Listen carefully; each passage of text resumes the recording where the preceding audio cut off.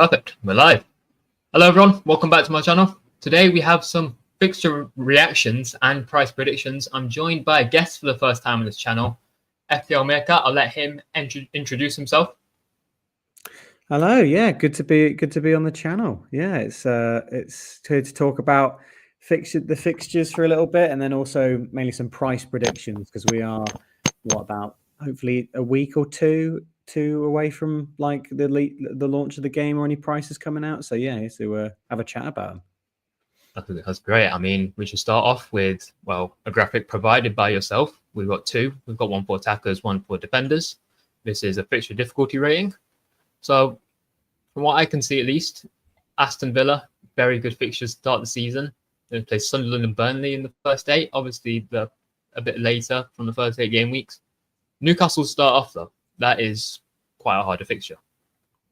Yeah, those first two are really difficult, aren't they? Away at Villa and home at Liverpool. Because so this is just just for attackers. This graphic, and Villa at home were pretty strong in terms of the defense, and Liverpool's defense is just naturally good anyway. But after those two fixtures, they're all right. Leeds and Wolves. But yeah, that immediate start, and then for the first 8, yeah, they're definitely some of the toughest. I've got them as the toughest, but yeah. Yeah, I think I'd be mostly inclined to agree based on the teams. Obviously, it's based on the teams, not based on for Newcastle. So, but Villa, yeah, when Villa have the defenders fit, Pau Torres, when he came back, he was a lot better. They made their defense 1 million times better. Liverpool's an interesting one because, yes, they're the league winners, but to play a bit of devil's advocate, we might see some new slot tactics because Trent was a player who liked invert quite a bit, and Robertson, let's just say, a bit declined. I think you would agree. You support Liverpool over the past few years. Yeah, I think we'll see a totally different Liverpool team, which is strange given we've just won the league. You'd feel like carry on what you're doing, surely. But the fact we've sold Trent, who obviously you can say what you want about him defensively, but attacking wise, his crossing, his dribbling, his general ball playing was exceptional. But we've now signed Frimpong, who's probably his strongest asset is his dribbling. So whilst we've had, like you said, Trent inverting a lot, crossing a lot of balls, we've now got Frimpong, who's probably going to hold the width a lot more, I'd imagine. And yeah, that's probably going to really affect our style of play. Yeah, I mean, obviously there's that. There's Kirkes, who just seems like the full product. We've got here we go on that today. But then in terms of so it looks like it's going to be a very fullback heavy style of play, at least from what I can tell. You got Wirtz as well. But how would that transfer into Salah? Because obviously Salah likes to start off wide quite a lot, then receive the ball, then cut inside. Do you think he starts off a bit more central for that season? Yeah, well, we'll see in the Community Shield. We'll hopefully get a glimpse as to what the team is going to look like with Wirtz, with Frimpong, maybe with Kirkes. I'm assuming he'll be announced. In fact, actually, he was supposed to be announced today, so that might actually be announced whilst we're live. But yeah, it could be a whole manner of things right now. I personally think that Wirtz will drop quite deep as kind of an attacking midfielder. And then you'll have Gakpo and Salah inverting up top, almost like a front two, very similar to how Salah. I'd say it's similar to Firmino, Salah, Mane, where Wirtz is playing the Firmino role and Gakpo's playing the Mane role. That's kind of how that's how I'm envisioning it. And then Salah is, well, I think Salah's good no matter what the system. Salah. Yeah, I think I'd agree. I mean, Wirtz's position will probably find a lot more in preseason and Community Shield, obviously.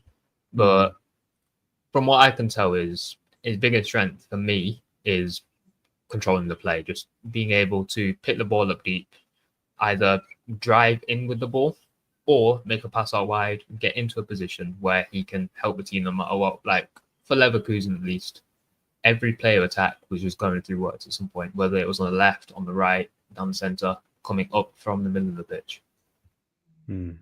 Yeah, definitely. That first fixture as well against Bournemouth's an interesting one because I've put it as a grey fixture there, just given how good Bournemouth were defensively. But of their back four, they've sold 3 of them. They've sold Zabani, they've sold Kirkers, and they've sold Huijsen. So you have to assume that Bournemouth's defence is not going to be the same that it was last year. Yeah, to put the same on it, added stress as well. Kepa was on loan at Bournemouth last season. Now he's left loan and he's not coming back. So yes, they have a bunch of cash as well from Zabani, Huijsen, and Kirkes to find replacements. But you've also got to factor in the quality of replacements, because only because you have money doesn't mean you're going to get a good replacement. And then just to factor in, they're going to take time to start clicking. Yeah. I mean, they're Liverpool are playing on the first game. It's the first game in the evening on the Friday. There's no chance I don't have Salah in my team if he's the first game. There's no way. There's no way I can start the season and not have Salah. And if he smashes it, I'm just staring day one at a huge red. No. Yeah, I'm having Salah. I don't care what price it is. I think I'm the same. I'm going to have the same mindset I had going into last season with Haaland, which obviously after the first 5 game weeks went completely rogue. But it's Salah, and we'll come on to it when we come on prices and like what price you'd have him at, what price you would take, wouldn't take. We'll come on to that another time. I think, thankfully for Bournemouth though, after Liverpool, we do have a more sound run of fixtures. I think just the Liverpool, Newcastle, and Palace are the harder fixtures in that first 8.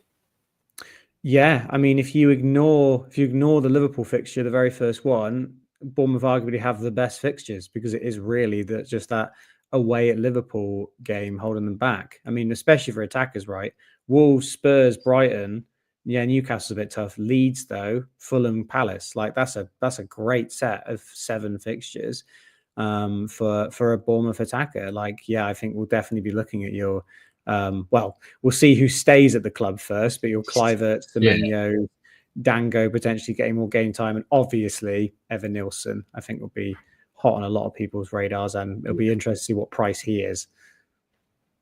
I think definitely. I mean, I think before we continue, we should reiterate these are fixture difficulty ratings. So West Ham will be at home, will be the exact same for every team. So we're not suggesting you buy a Sunderland attacker over a City attacker. I wouldn't have Isidore over Haaland. Sorry to everyone watching out there. So yeah, Sunderland, obviously they have good fixtures to start off for Sunderland. Issue is they are a promoted team. Obviously that Burnley fixture, game week 2, I think we saw a few seasons ago was Luton versus Burnley was supposed to be in game week 2. I think it ended up getting moved. But to start off the season, it isn't a bad set of fixtures, especially game week 1. They're at home for the first fixture. Adrenaline's going to be sky high. It's going to be, I think, obviously game week 1 not as much for Ipswich last season, but game week 2 when they went to City, they played completely different to I was expecting. I mean, they just went out from the sack. They got a goal early as well. I think we'll see something similar with Sunderland. I think they'll be there to fight, at least for the first few game weeks. Yeah, I think we'll see a lot of teams if they have any 4.5 midfielders, potentially a 4 million defender. I think we'll see a lot of teams with one of those players in, because those first 3 are great. Like those first 3, apart from Burnley, who again have a promoted team, will probably be the best free games for an attacker. We could definitely, if there's a 4.5 starting midfielder in Sunderland, I think we'll see a lot of teams with them in. It is just unfortunate. It is Sunderland at the end of the day. A lot of people are going to predict them to finish bottom. But if they are going to get some points, then maybe that very start of the season is the place to get them. 100% agree. I mean, promoted teams, whilst we're here, we should talk about, Leeds' first 3 fixtures look dire, to put it the least. They'd obviously win the championship last season, so there's that. But Everton first, obviously a lot of people want Jordan Pickford, regardless of the price. So based off that, you imagine, or at least I want Pickford as well, so I'd imagine it's not a good fixture for Leeds attackers. Arsenal then, and Newcastle as well, kind of speaks for itself.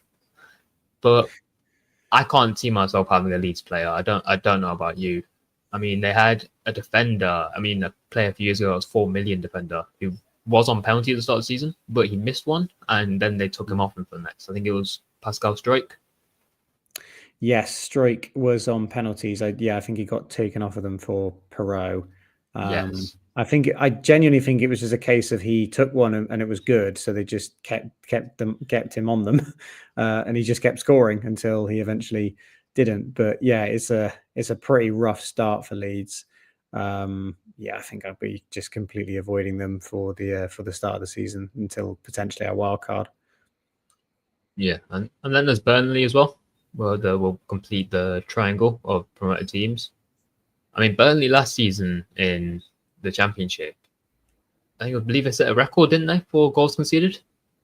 It's really interesting statistics from the Championship. So yeah, Burnley's, I think, I can't remember what streak it was. I think it was something crazy. I think it was 13 clean sheets in a row, 30 games without a goal conceded. Something, it might have been even higher than that. Potentially someone might know in the comments.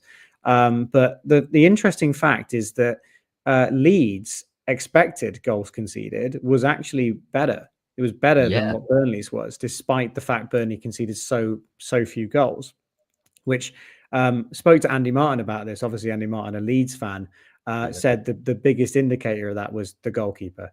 Burnley had Trafford, Leeds had Meslier. That was the big difference between those two defences. Yeah, I mean, Trafford as well. Obviously, we've talked about him being linked to Newcastle, and if he goes, then Burnley defense just falls off a cliff that it might have already been fell off already. But in the first day, they do play Sunderland and Leeds. They enough about defenders. We're obviously focusing on attackers for now, but Sunderland and Leeds attacking fixtures are great. Tottenham can be attacked. Well, based off what we know from Postecoglou, they can be attacked. We don't know how much things are going to change with Frank, obviously. United, I mean, I support United, so this is going to be a very painful episode for me. But every time, especially last season, that a team came to United, whether it was Ipswich, but whether it was City, whether it was Ipswich, whether it was Tottenham, they just got run through. In the midfield, they lost every battle, and then that led to being open defence. And even if they were closing defence, everyone was back. So it just led to shot after shot after shot. And obviously, with Onana in net, which if he's still in net come the game week 1, then if you got someone playing United, probably not a bad idea. I think Man United assets will be some of the most interesting at the start of the season, given the poor end you had, poor season you had, given where you finished. You'd assume that a lot of players are going to get a big price drop. But we obviously know that Man United can do a lot better than where they finished. They can finish a lot higher, and they're also recruiting a lot of decent players. So their prices could be all over the place, and there could be some absolute gems. I mean, I distinctly remember a season where Rashford got priced. I think it was like 6 million or something. Six and a half, yeah. On a crazy run. I think I remember captaining him for a hat trick or something like that.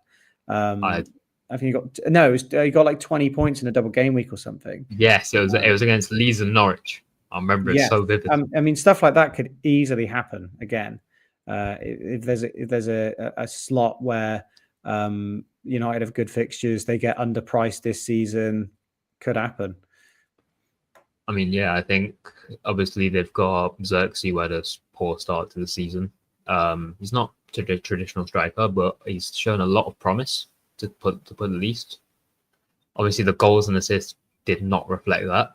But I think with, more competent players around Xerxes, so obviously we had Højlund last season, who everything from year 1 Højlund just vanished.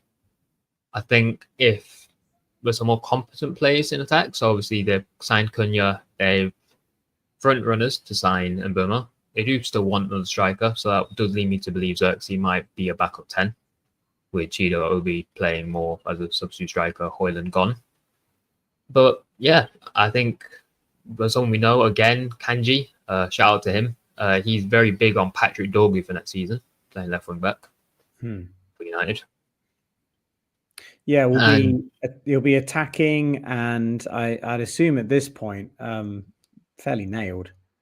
Yes, I would agree. I mean, I can't imagine that Amorim's going to start week in, week out with Shaw.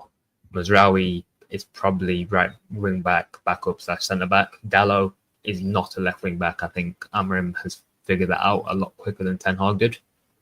But yeah, the focus for United is wing backs, which leads me to believe if we sign Mbeumo, Ahmad goes into wing back. And I think that really, instead of diminishing the output, I think it can excel his output. I mean, we saw when he was right wing back for the first fixture of the Amorim era against Ipswich, he got an assist, collected 3 bonus points. Yeah. I mean, Spurs' fixtures are good. I mean, history of the Tottenham leads me to believe they're going to lose to Burnley and beat City. But yeah, I mean, good fixtures. Again, very good fixtures. Yeah, with Thomas Frank coming in as well, I mean, it could be interesting to see who he lines up with. But yeah, again, Solanke, I think will be a player on a lot of people's radar. Very interested to see if they sign anyone in attack. Obviously, they've just signed Tell. They've re-signed Tell. Interesting to see where he plays, whether they stick with Son or whether Tell's going to make that left wing spot his own. Yeah, it could be. There could be quite a few options for Spurs.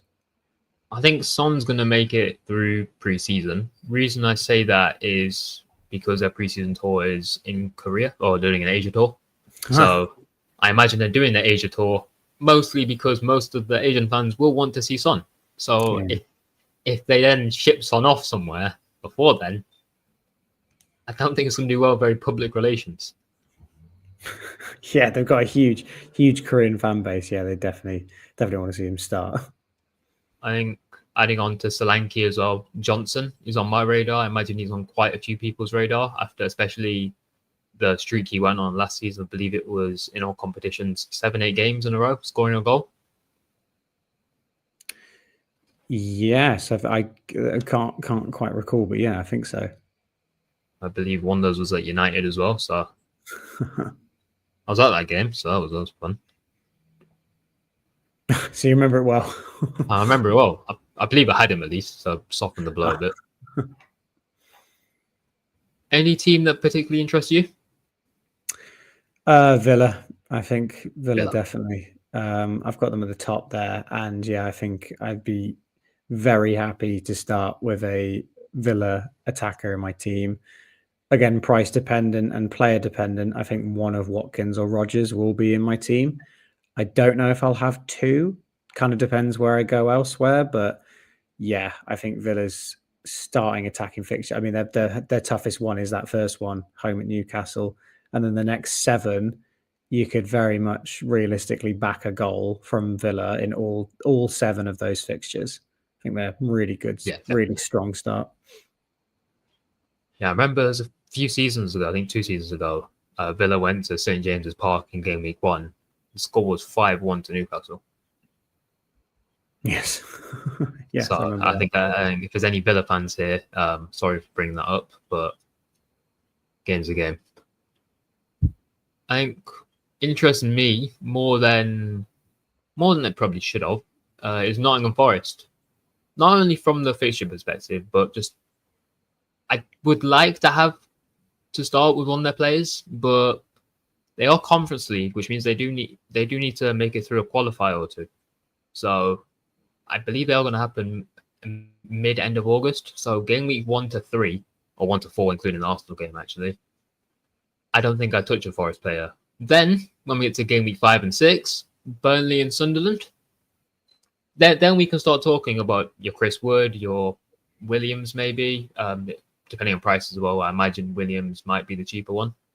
Then, obviously, Milenkovic, Aina, all those. But, yeah. Yeah, I think Forest are difficult because if Alanga was like going to be the price he was last season, I'd happily have him as that 5th midfielder, stick him on the bench, play him in those good games. Unfortunately, I don't think we're going to get away with a Forest attacker that cheap. I think that front 4, I think they're all going to get a big price hike. I reckon so as well. Yeah. Should we move on to defense? Yeah, let's look at defense. Sure, I don't click the wrong key. There we go. Oh, there we go. So defenders-wise, we can see again Sunderland make it to the top. Villa have a drastic fall to 5th. But yeah, I mean Sunderland again from just attacking defenders. Maybe a Sunderland punt to start the season, whether it's Isidore or Maenda. Both of them did well this season. Isidore got 13 goals, and 2 assists, and Maenda 10 goals and 5 assists. So they're on the cards, obviously. Again, reiterate, it is still Sunderland, but I think there's a lot of potential with Sunderland assets, or just the promoted teams. I'm hoping for the first time in what feels like an eternity now, we don't have all 3 promoted teams going down. Yeah, that would be the hope. I think Sunderland probably have the lowest chance out of the 3 of being that team that might stay up. And I mean, yeah, despite the fact I've said on that fixture difficulty rating that Sunderland have the best fixtures, any team that's playing Sunderland, you'd back a goal. I don't think there's many. 100%. You wouldn't expect many clean sheets from Sunderland. So despite them being on the top there, I wouldn't recommend a Sunderland defender at all. The next one down though, Man City, with some very solid fixtures. I've put their Burnley at home and Sunderland at home as the best fixtures. I've been reluctant to put Leeds at home as a good fixture because Leeds were quite prolific at scoring. I think it would be a bit harsh to say immediately that they're just not going to be a good attack in the Prem. But the other 2 I'd say were a good one. Obviously, Brentford, I think is the big one, the big difference in terms of why I've done this split between 2 teams. Brentford, if you're an attacker playing Brentford, it's a great fixture. If you're a defender playing Brentford, doesn't really feel. I mean, we'll see what happens in terms of their attackers now, but it wasn't a good fixture last year. You would expect Brentford to score in basically any game, but yeah, Man City's fixtures, you'd be pretty confident in a clean sheet in a lot of those games. It's quite mixed. Like I think the defense is more mixed than the attack actually in terms of the difficulty here, but City I think have a very solid start to the season for the defenders. Yeah, I'd agree. United, all the way down the bottom. Thankfully, there's obviously the Burnley game with at home, Sunderland at home, but their defense, from what I can tell, next season we know the 3 centre backs are, if all fit, Martinez, De Ligt, Yora. Maybe a bit of Heaven sprinkling in some games, maybe a bit of Mazraoui. My issue is the goalkeeper. I mean, as soon as I see that Burnley fixture, I just think back to 2 seasons ago when we played them. Anthony scored a goal, then all of a sudden Onana makes a mistake and we're just out the game. So I think my review on United is if they've got Onana still, it's a horrible defensive fixture. Like I get Dorgu, you'll get him for attacking returns. But besides that, Burnley and Sunderland, and even then, I don't think a clean sheet's a lock for United. And I don't think that's a mistake saying that. It needs to be taken away from the they are United context. Currently, they are a team who finished 15th last season. It's got to be said. And for me, their defense is a definite no-go. Yeah, it'd be interesting to see if you land Martinez, because obviously that's the one who's interested in joining. But yeah, I think I don't really, unless you can find a really good rotation pairing with a Man United defender. I mean, yeah, that opening 8 is quite horrific. But I mean, game week 3 and game week 7, like extremely good fixtures. So yes, if there's a 4.5 million starting defender, I don't know who. Well, we might talk about it later, but if there is one, and you've got a defender who you'd play for the majority of other fixtures, then it could be something to look at. Could be something very good to look at. I mean, another one quite low, Everton. They're 3rd from bottom. Obviously, they play Leeds, they play Wolves, they play West Ham as well. But besides that, it is all a bit red and a bit grey. But that's understandable. Obviously, we saw last season with Everton, there were a lot of games where you didn't expect them to keep a clean sheet, yet they kept a clean sheet. Yeah, I think just using my eyes there, I think Everton will be a really popular rotation defender strategy. I think hopefully we get a 4.5 mil defender, but I think they'll be very popular at rotating. And I think just looking at that, I think Palace and Everton rotate really nicely in terms of when you play them. You play Everton game week 1, Palace game week 2, Everton game week 3, Palace 4 and 5, Everton 6. I think they rotate quite nicely. I'll definitely get some stuff out about that, because I know that's once we get like once we know who those 4.5 mil defenders are, everyone loves like trying to find two that rotate really nicely.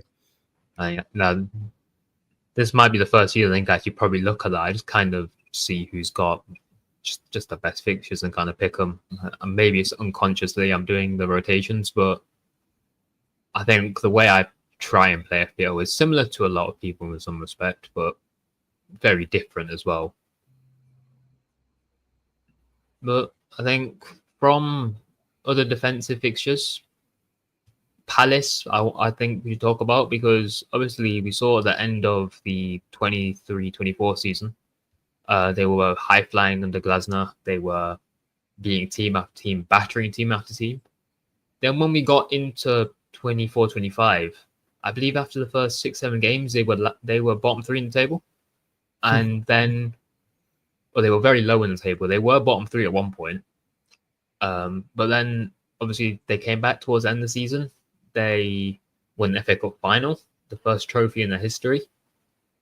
I'm wondering if we do see the same Palace from the end of the season or the start of the season, because even for a while now, they always end up in a points total in the late 40s, early 50s. So, and always just have a 12th spot on lockdown. So I wonder if we'll see a much more consistent Palace this year, or we'll see a very fluctuating side again. Yeah, they've done it twice in a row now. So last season, so this season just gone, they poor in the start of the season, really good in the second half, and that's exactly what they did the season before. So I don't know if there's any logic behind that, but it seems to be a trend going on. But yeah, I could see quite a few people going for Palace players. They've got again quite a victim of definitively really good fixtures and really bad fixtures, so they do look like quite a nice rotation pairing. Although there's probably one defender in particular that all of us will be thinking about. We'll be very keen to see what price he is, because Munoz will like he could he could be anything. He could be any price. I think every time I turned on to watch a Palace game, I just saw him strike, and I was thinking, this is their right wing. Like, I know it's a right wing back, but this is their right wing back, and I barely see him in. He's not bad defending when I've seen him defend, but you barely see him in right wing back, and you just think, obviously, I think that shows a lot as well about Palace's defensive structure, especially because they've got Wharton, they have Lerma, they have Hughes. So from that, it's a positive respect. Obviously, they have Mitchell going up on the other side as well, but Munoz, obviously, with Sarr as well, pushing into the centre, Mateta playing more complete role, and then Eze just being the maverick that he is. That's all well and good for Palace. I think on the fluctuating thing as well, it just seemed a bit more like poker tactics, like they're just hustling teams in the first half of the season. Yeah, Munoz had a lot going for him as well. I think genuinely, I think there was a reason he played every game. I think the whole system relied on him. You had Mitchell, who was a left back, playing at left wing back. You had Chalobah obviously left. He went back to Chelsea, but again, that's a right back playing centre back. It all fit with Munoz being and you've got Eze and Sarr, who were 2 10s as well.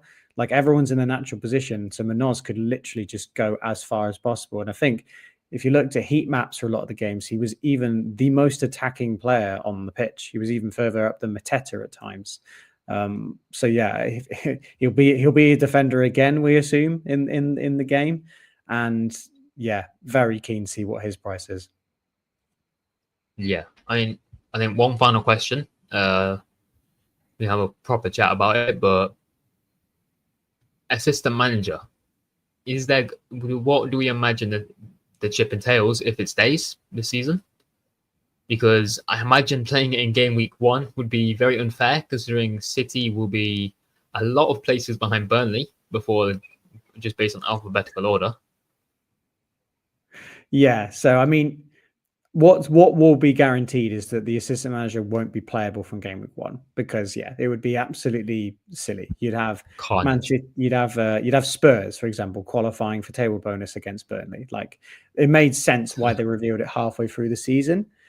I think half the appeal of the assistant manager chip was the fact it was a mystery. The fact it was a mystery chip, and there was obviously a very valid reason for it being only playable halfway through the season. Club World Cup Fantasy have just done a similar thing. They've almost done the same thing with having a mystery chip, and then it's been revealed it's only a chip that's relevant in the knockout stages, which is why it couldn't be played before. I personally think it won't make a comeback. I don't think it'll be in the game this in the next season. I don't know if they put out a survey. They clearly cared a lot. I think they put out a lot of surveys asking very thoroughly what you thought of the chip. What would you do differently with the game in terms of chips? Do you think there should be more, less? What ideas do you have? So I think either they go back to what they had before, where it's just the 4 of free hit, wildcard, bench boost, triple captain, or they go with 5 again, but it's something different and hopefully less insane than the assistant manager chip. I personally I genuinely really liked the risk reward element of it. I think having a chip like that in FPL is really fun. Having a chip that you're more likely to get points if you play it safe, but if you risk it with a table bonus team, you can get higher points. I think a chip like that is great. I just think the fact it was for 3 game weeks and it used budget and it used a team slot and it locked you out from playing any other chip, I think it was just too much. It was everything revolved around it. It was far too much, in my opinion. Yeah, I mean, I was similar when I like you. I really liked the idea of it. I think it made a lot of sense, but I just think timing as well. There's not really enough time you can put it, but I didn't mind it. I want it to make a return. Realistic, probably not. But I won't say I hated the time it was here. It was, looking back on it, very funny. Very funny. Obviously, a lot of people couldn't afford to slot. So then they went to Moyes, then they went to Emery, and they came out on top for both of those. Yeah, I did. What did I do? I did slot for the double game week, which in hindsight wasn't a good idea because I ended up selling a Liverpool player to do it. And then trying to remember what I did now. I think I went slot again. Yeah, I went slot again. Yeah, so double game week. Yeah. Yes, of course. Yeah, double game week. And then I moved to Glasner for the table bonus. I'm exactly the same. So great. I'd say great minds think alike. We did lose both of the slot ones to Moyes and Emery, but still got some points. Which Liverpool player did you sell out of interest? Alisson. Alisson. I made a bold move. Also Trent for those fixtures. Yeah, Trent was a bit of a thorn in my side last season. Yeah, I sold him when he got injured for Van Dijk, and he just kept outscoring Van Dijk, and then I eventually got Trent back in, and he did nothing. I got blasted for mine. I mean, obviously the group chat we're in, everyone was blasting me for getting rid of Trent on a -4, especially. But the fact that after that I came out on top for it, I was thinking, yeah, you guys are finished. But I think that wraps up the fixtures quite nicely. We could probably talk for hours and hours about the fixtures, but I just think, obviously, between attack, between defense, I think we've covered a solid baseline. I think we should move on to some prices now. Yeah, good stuff. So we'll start off right at the top with some of the premium assets. So, as you're the guest, choose a name. Let's discuss it. Okay, well, we'll start at the top. Let's just start with Salah. Salah. All right, so obviously best FPL season, one for him, two ever, 344 points. Highest season before that was Palmer on 244, so you can just see how big of a difference it is. I don't see a world where Salah's under 14. So 14 was the highest price prior to that season, or still the highest price for midfielder, based on Ronaldo in the 08 or 9 season. I can't see a world where Salah's under 14. I mean, it's a player who obviously it's a spec we expect. He's nailed, he's this, he's that, but he's on penalties as well. He's takes some direct free kicks. And just the overall player, he's just so efficient, so able to get into goal scoring positions, so constantly able to generate high quality chances, and even the low quality chances, you still either get a goal from them or assist someone else on them. So my prediction for Salah, I'm going to put him in at 14.5, the record for midfielder. Nice. Yeah, Salah's a weird one because I'm in two minds about. There's the prediction which I think he should be, and there's the prediction which I think they'll make him. They always price forwards more expensive than midfielders. Doesn't make any sense because I think we've all learned by this point that midfielders are better. There's just more aspects to points. We're no longer in a football world where midfielders are wingers or midfielders. They are now essentially like wide forwards. That's essentially what they are now, or hyper attacking number 10s. So in my mind, given the points that Salah just got, given the points he always gets, he should be 15 million. He should absolutely be 15 million. I don't think FPL will price him at 15 million. I think he'll be 14. I think 14.5 is a more like suitable price for him, but yeah, I think he'll come in at 14 million. Yeah, I mean, I was similar to you in terms of the 14 and 15, what the should price out. So I think 14.5 makes sense. Whether FPL will follow through with that, obviously last year, the season just went. They're smash pricing, in my opinion. Obviously, there's always one or two that sneak through, but I'm hoping again the pricing is good because it made the season much more fun to play. I think I'll choose a name now. I'm going to go right at the bottom of the list and go for the Arsenal defender, Gabriel. Gabriel, in my mind, I think fairly easy for me, 6.5.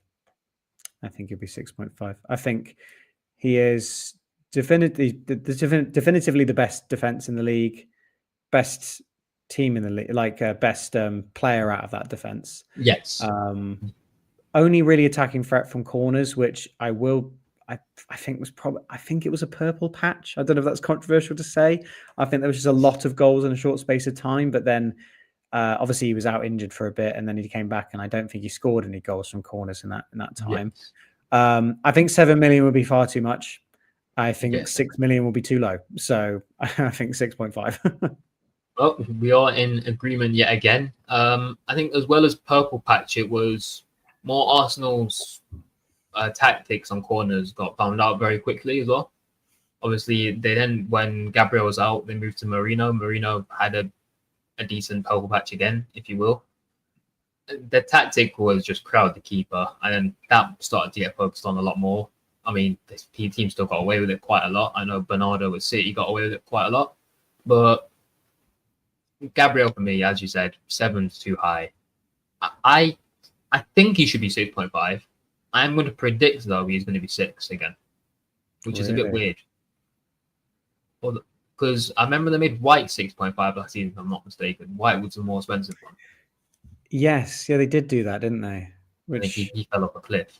It was a bit of a strange one on their part. I get that he scored higher, and I mean, I will never forget 23-24 Ben White for me. He was absolutely exceptional in my team when he gradually outscored Gabriel. It was brilliant. But yeah, with Timber in the picture, with just Arsenal's general setup now, White is just no longer an asset. He's not nailed. He doesn't have any of the attacking threat he used to. Ben White's just a bit pointless. Lewis Skelly, though, will be an interesting one. I'll be interested to see what price he comes in at, because if Gabriel is 6.5, I mean, if Gabriel's 6, I think Lewis Skelly comes in at 5.5. But if Gabriel's 6.5, then do you have to make Lewis Skelly 6? I don't think so, because I think, especially with Lewis Skelly and obviously Ben White, Timber, there will be a rotation more often than not. I can't imagine. I mean, he's done it with Saka, but I can't imagine Arteta is gonna do with Lewis Skelly what he did with Saka in terms of just not managing the minutes effectively. He's still a young player. If he gets an injury, that's it. Fingers crossed he doesn't. But if he gets an injury in this stage of his career, it can be detrimental to his career. I think he'll still play the majority of games at left back, but I think there'll be the game where there'll be odd games where he won't. I think that makes his price down for me. I think Timber will be 6 though, because obviously he had a good season this season. You want to pick a name? I'll go Gvardiol. Stay with the defenders. All right, Guardiola. So obviously played left back for the majority of last season. Out of position, made him more of a left mid, going onto the wing, being able to cut inside and do that. Made remarks to last season thinking, was he actually always a defender, or was he just forced to play there? But obviously, I think he saw 5 goals last season. I think 3 of them were just absolute rockets as well. He scored a goal against United. I remember a lot of United, obviously. But defensively, City were good last season. I mean, they obviously fell off a lot towards the first half of the season. They were just losing game after game. They conceded 4 in one match against Tottenham. But in the second half of the season, they did manage to pull it back. They got their strong results together in easy games, albeit, but then that transferred over to harder games. And the only issue I have with Guardiola now is the fact that City have signed Aït-Nouri. Because I don't imagine Aït-Nouri is going to play every game, but he's also not going to play no games. And then that begs the question that when Aït-Nouri does start, you imagine Guardiola gets pushed into centre-back, which you think, okay, he played centre-back quite a few times last season. He played some good bonus. That was because O'Reilly and Nunes weren't class of defenders, so would get less points for clean sheet, less corresponding points for clean sheet off the bonus point system. So for me, I'm going to still, I believe he was 6 at the start of the season. No? He was 6? I think I am still going to go 6.5, but I just don't see myself on Guardiola being week 1. Yeah, I think whatever they price Gabriel, they'll price Gvardiol. I think he'll also be 6.5, just out of the just because of potential. I think the signing of Aït-Nouri's really harmed his potential. The thing is, though, he's the only. I mean, when you look at the points between those City defenders, he is the only one that is nailed. He started 36 games. I think he came off the bench at half time for one of them, and then another one. I don't think he was. I think against Liverpool he wasn't available for, or something like that. So he is absolutely nailed as a City defender. You can't really say that about any of the others. I think even Ruben Diaz we saw to start getting rotated. I think you're right. I don't think unless it's a new system, which is quite frightening to think about, that Man City might be evolving again, because I don't know if you saw that Club World Cup game, but they played a free back with Aït-Nouri as a wing back with Matheus Nunes. And if Matheus Nunes is also classified as a defender, those two could be incredible value if this is the new City, and especially if they go a bit under the radar in terms of price. Because I don't think Matheus Nunes, if he's reclassified as a defender, which he should be, I don't think he'll be very expensive. And if he gets a lot of minutes at right wing back, he could be really good. I'm 100% in agreement. I think moving on, I think let's talk about Arsenal's star performer last season, Saka. Saka's an interesting one, because yes, he was the star man, but he also missed out quite a bit, and thus was actually nowhere near the top scoring player for Arsenal. Trossard was surprisingly the highest scorer, but obviously mainly because of injury. Given that Saka kind of he didn't really do as much as I think he has to be at least 10 again. I've got him down as 10.5. personally, because I think Arsenal will do better. I think that I generally think those kind of players need to be priced a little bit higher. And even though he didn't have a much better season, in fact, it was quite a significantly worse season, I still think he deserves a little bit of a price increase to 10.5, 10 or 10.5. Yeah, I think I'm going to go for 10, mainly because of the season he had. Obviously, he was out through injury. But besides that, I think, although we got some good points off him, I think he was underwhelming for the most part as well. I think back to there's two fixtures. There was Leicester in game week 6, and there was Southampton in game week 7. Southampton, both games. I mean, the Leicester game, I think he played better. But then you contrast it, and you got 3 points against Leicester, but then 17 against Southampton.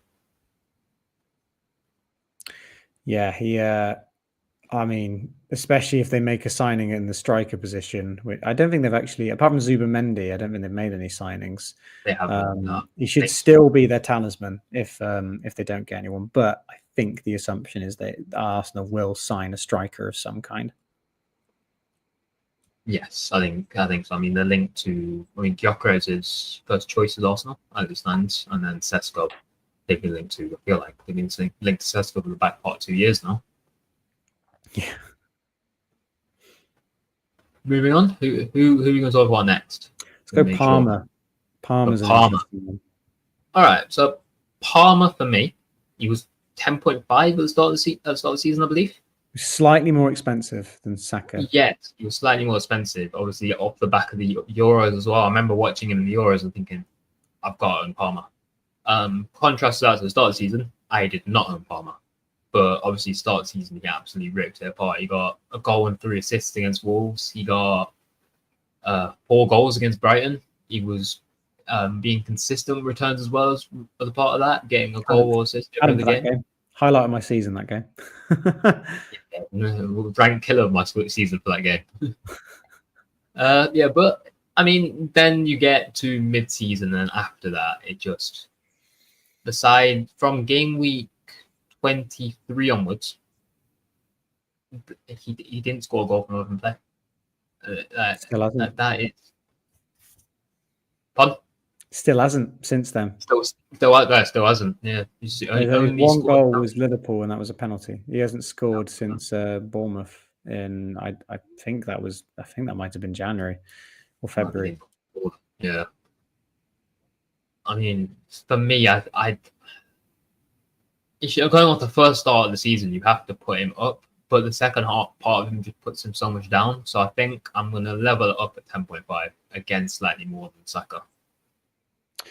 I agree, except I think it'll be the same as Saka. I think he will be 10.5. Yes.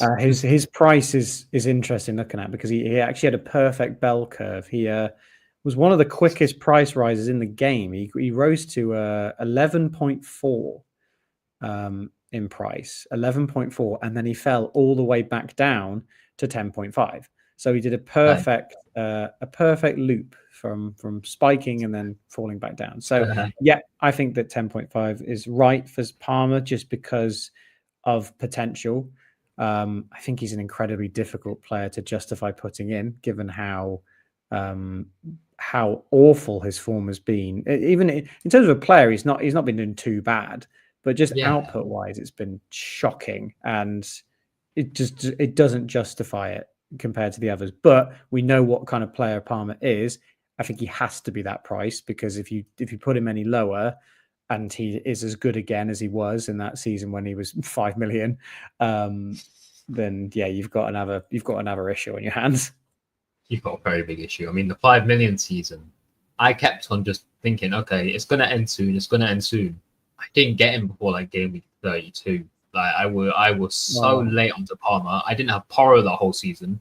Because week in, week out, you'd see on live FPL, the one with the skull emoji was always Porro.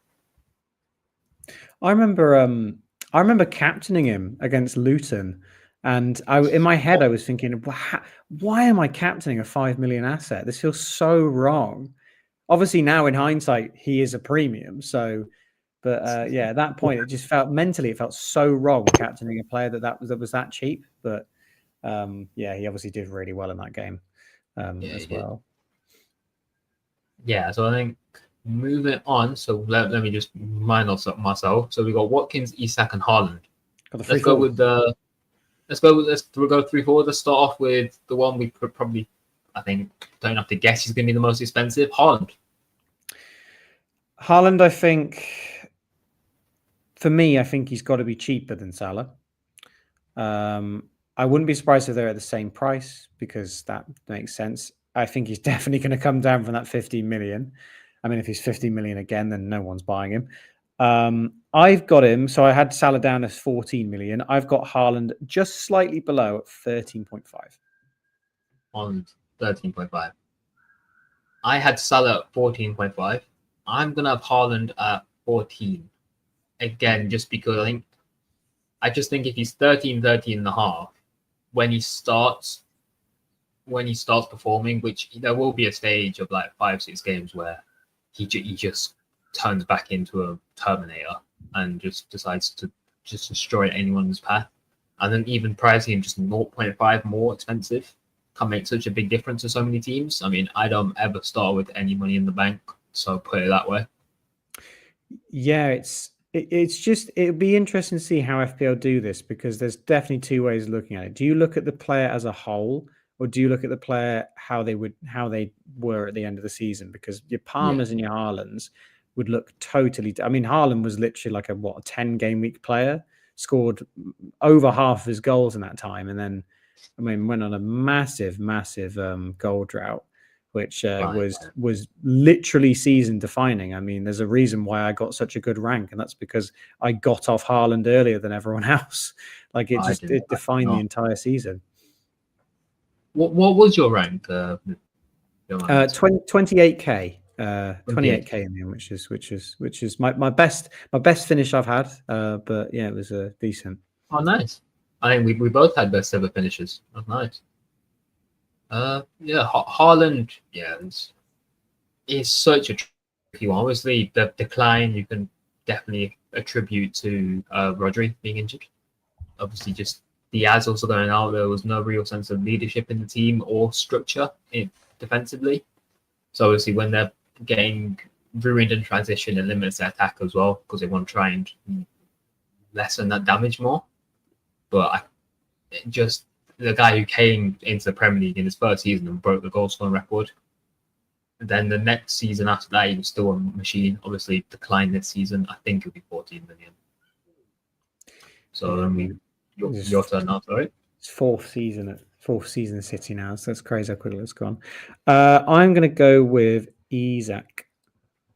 Okay. The way I look at Isak is he was 9 at the start of the season?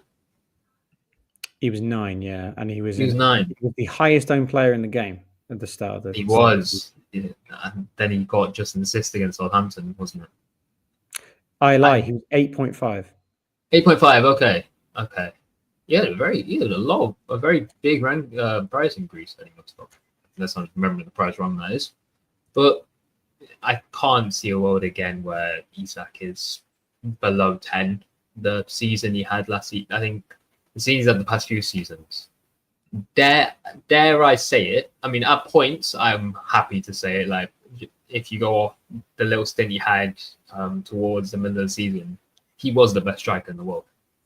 But he's obviously one of the best strikers in the world at Newcastle. He's got at Newcastle as well. They've got the project. They brought him in early. He's played exceptional. Whether he's been in the striker role, whether when Wilson was playing as well, we had to drift out wide. He got a few assists as well. I think 10 million. I just think the goal output's too much as well from him. Obviously, he will be injured at points in the season, but then you can't come back to him when he's not injured, and then when he's in form, you can't look at him at a lower price. I completely agree. I think 10 million is the minimum for Isak.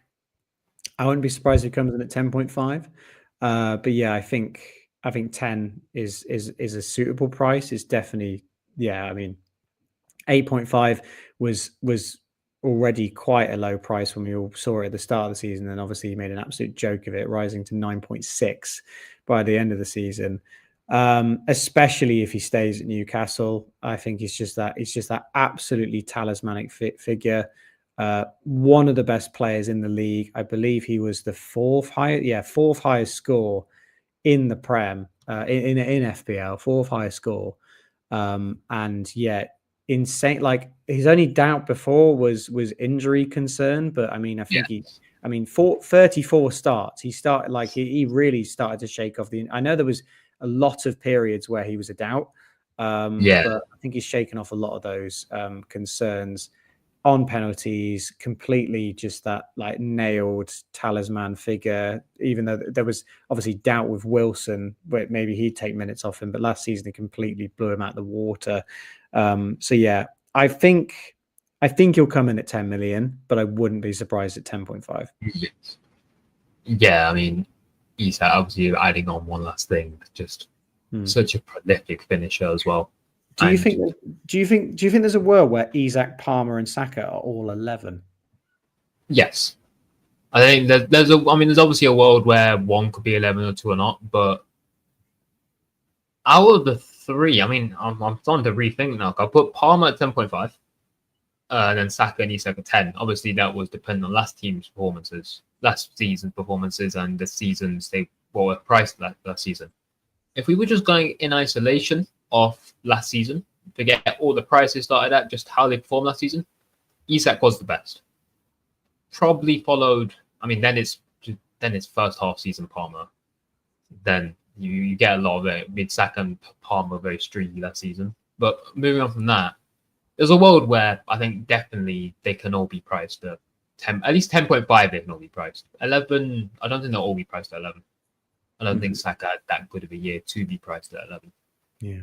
And then the last one, Watkins, who is another interesting one because he, again, has proven his consistency. Again, getting a really high score, not as high as it was the previous season. It's still 186 points off the back of, a third season with a massive score. Was priced at 9 million at the beginning of last season. So he was 7.5 and then he was 8 million and then he got a price rise to 9 million. I think suitably for the game, I think 9 million again would be pretty suitable, but I've predicted 9.5. I think he'll get a slight increase.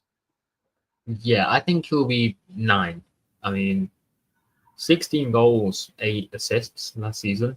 Obviously, that is including FPL assists, which, to be honest, 1 or 2 of those might not be an assist next season, but it was very good output from him. He simultaneously, we saw obviously with Rashford, when he came to Villa, he did take some minutes off Watkins, but Rashford's not going back to Villa now. I think that's more than clear, especially given their PSR and current financial situation. I think Watkins, I can see a world where he's 9.5 for the game. I think, though, he'll be 9 just because, again, of that streaky nature he had. It's with a lot of players. I think when we come on to Palace later, I'll definitely be repeating streaky a lot. Yeah. So that's all the premiums done. I think we should move on to the next bit, which is new signings, I believe. Yeah, interesting. There's a name who I think should be a premium, but is not on this list, which we might get to in a bit. Not on the premium list or not on? Not on the premium list. Who wasn't the premium, but I think might be. Okay. Yeah, we'll come back to that. I might have an idea who you're talking about, but we'll see. New signings. I know there's 2 Liverpool players. You're a Liverpool supporter. There's a United player. I like United. And then there's 2 City and Chelsea. Again, you're the guest. You can pick first. I mean, all 6 of these are really interesting, and I could definitely see myself owning all 6 at some point in the season.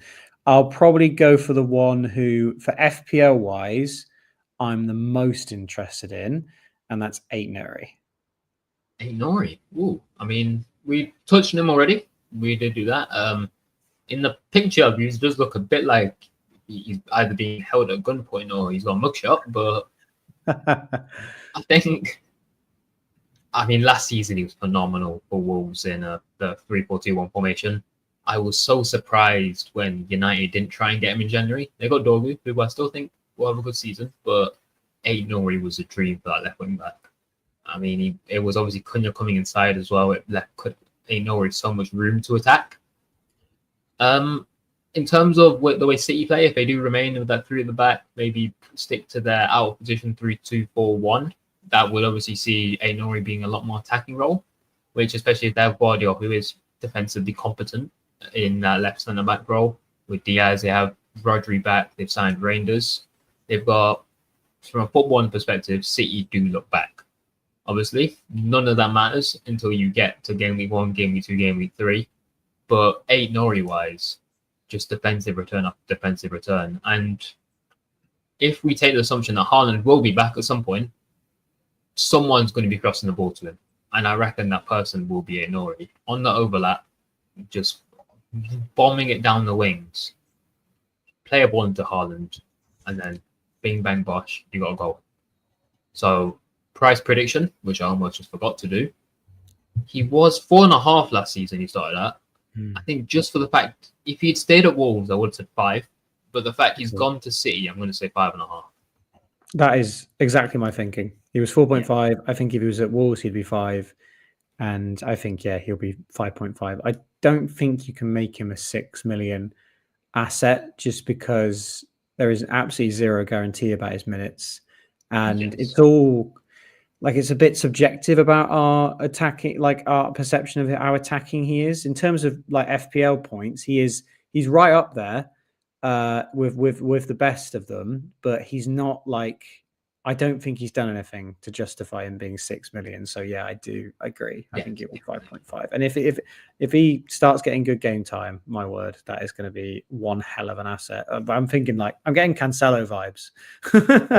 Potentially. That is obviously, again, that's the point United, but FPL, from an FPL perspective, that is an FPL core hero. Just any defender from that season. I mean, I was just captaining defenders left, right, and centre. Like, it would have been such a good thing. Obviously, you scroll on Twitter now and you just see everyone thinking, okay, this many likes for this player, this many likes for this player. I just think I was just captaining them. I had an opportunity there, but I didn't take it. Yeah, I mean, I hate captaining defenders just because it's so reliant on clean sheets. I never like having that as a. I don't think I captained a single defender last season, and I got my best ever rank. So I think I'll probably stick to a. I'd like to say I had a defender captain at one point. I had the defenders vice captain at a few points. Never used them, but they all got solid points when they were. Season before that, I captained a few. Most notably Estepinian when he was on his run of like goals and assists. Yeah, what a player! What a player! I mean, just again, that was probably my favorite captain ever, just because it was defender and it just did so well. But moving on from defender who got 4 goals and 7 assists, we'll talk about one who got more goals and assists, but in a different league. We'll talk upon Frimpong, and as you support Liverpool, the floor is yours. I'm weirdly, despite all the hype around it, I'm not as optimistic on Frimpong as other people might be, just because I don't see him being nailed at all. Because I think Bradley has really stepped up in terms of filling in the shoes of like that, just a rigid right back who can have a bit of attacking output. Obviously, nowhere near the level of Trent, but I think he's very, very much good enough that he will take considerable minutes off of Frimpong. And unless he's injured, unless Bradley's out of the picture, I can't see Frimpong making more than 25 starts. I genuinely think Bradley might, unless Bradley plays all the cup games. Yeah. So for that reason, I think Frimpong will be 5.5. I think he'll be 5.5 because I don't think he'll be. His output is there, but because the competition of Bradley is there, he could be 6 million. He could be a 6 million defender. It could be a premium, but I personally think he'll be 5.5. Yeah, this for me was actually one of the hardest players when I was thinking about this. One of the hardest players to price. Sorry, I don't know if there's a dog barking out my window. Frimpong was a hard player to price. I think it's high. It's between 5.5 and 6. And on the rotation aspect, I can't see Bradley only playing cup games. I think he's too good to play cup games. On the flip side, you've got a situation of obviously his role for Leverkusen is more of a right mid than obviously right wing back, but you could class him if you would obviously playing very high at times as well. Could there be an argument that when it's AFCON, Frimpong takes over more attacking? Yeah, I mean, potentially, because he will be. I mean, at the moment, he'll probably be our only option at right wing. I know Luis Diaz plays there a bit, but it does sound like it makes sense. Bradley just plays right back and Frimpong plays right wing. Again, if that even is the system, we could see something totally different. But for that short period of time, yeah, I think it's probably it does sound like a good idea. Yeah. So price, I'm going to. I'm gonna say 5.5 again, just because it's a new league. Like obviously, it was 8-0 going from Wolves to City, which is just a significant increase in table position and the quality of the team you're going into. But then Frimpong is going from a complete new league. I'm trying to think how many attacking defenders have we seen in the Bundesliga coming to the Premier League. I can't think of many. I can think of attackers, but Frimpong, I think 5.5. But again, I won't be surprised if it's 6. Yeah, I agree. I'll go for Cunha. Cunha next. Cunha.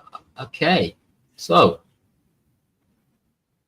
I'm very passionate about this one, as you probably will be able to tell by now. But if we just obviously go back to the fixtures for Cunha, you look at Wolves, they've got United, Arsenal, it's getting used to that.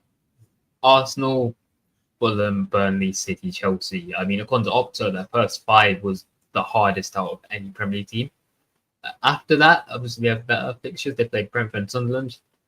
Then game week 8, I will be going more than quiet. I'm just going to cover up here so you don't have to see it. You will not be hearing from me for that week if all goes wrong. But Cunha-wise, to put it simply, for me, he's fixture-proof. I don't see a fixture which I'd go into him if I wasn't to own him. Or when I did own him last season, if I saw him against City or saw him against Liverpool or saw him against Arsenal, I'd want to start him. Because as soon as he gets a return, he just clears out the bonus points. Even when he didn't get a return some games, he would just clear out the bonus points. He was priced at 6.5 or 7 last season. 6.5. 6.5. I think he's going to be 8 million this season. And I think he is going to. I mean, it's so hard to call United signings, but it's a United signing from past time, I'd say, buying the best of the rest from the Premier League, like we did with Ferdinand, with Van der Sar, etc. So I think 8 million, and I think he is actually going to ball out. And currently, I have made a draft. I've been that nerd making it without prices, but Cunha is in that draft currently. Cunha's an interesting one because, yeah, you're right. He last season, he absolutely mopped up the bonus points in any single game that he returned in. There was a big reason for that, and that's because he was basically the only forward in the game who was actually a midfielder. So he got the BPS appeal of a forward, but was scoring goals still, scoring plenty of goals. So that's a big reason why, because he was getting all the chances created, dribbles, all these BPS metrics there are, as well as the goal bonus for a forward. So yeah, he was mopping it up. What I think will happen this season is he'll be reclassified as a midfielder. He didn't. Yes. I don't think he played. He only played like 1 or 2 games as a striker, and that's when Strand Larsen wasn't there. And he's moved to United, and he'll probably play as a midfielder again. He'll play as one of the 10s, so he should be a midfielder. His appeal, I think, will be lower because I don't think it's hard to say whether he'll be the talisman of the team or not. It's really hard to tell at this point. how many minutes he'll get as well. We're assuming he'll get relatively great minutes. I think he'll be. Yeah, you think he'll be pretty nailed? Yeah, I think obviously they're linked with Mbeumo on the right side. I think that one would have a more of a rotation risk associated with it. But I think when Mbeumo plays, he'll play 90. Obviously, there'll be some games where Ahmad might pop into the 10, where Bruno might pop into the 10. Obviously, as it stands, they've not signed a striker. They're obviously looking at signing one. It might happen, it might not. There's still plenty of positions where United can improve. But I think Cunha will start as one of the 10s. Obviously, in games, you'll probably see at points, maybe they play with a false 9 with Xerxes. He comes more back, and then Cunha and potentially Mbeumo, maybe Ahmad will come inside. Obviously, with Cunha, another thing is penalties. He was on penalties for Wolves last season. Wolves didn't get a single one, so we assume he was on penalties. Yeah, he won't be on penalties yet. We know that for sure, but that won't affect any of his goals. He got 15 goals, all non-penalty, 7 assists to top it off as well. So yeah, I've written it down as 7.5 mid, because the reason for it is if I put him at 8, a lot of the assets I think are going to be in and around that price. I don't think he'll be better than. So yes. I've put him just slightly in that price bracket where, I mean, we'll probably get into players in and around that bracket. I think there'll be a lot of players in and around that bracket.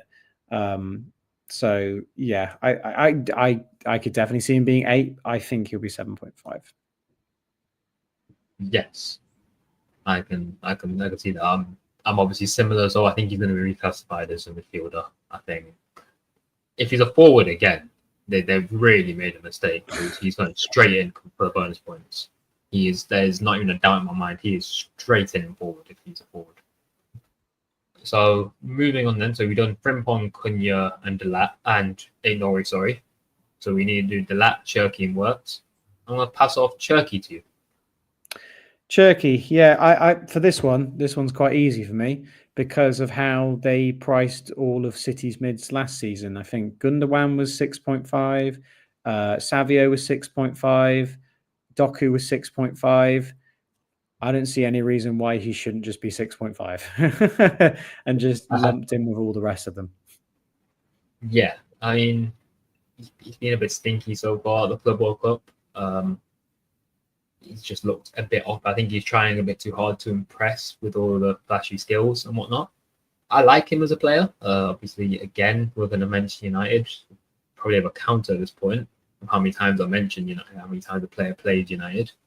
But he excelled in both those games. Europa League, he was one of, if not the player of the tournament, despite only going out in the quarters.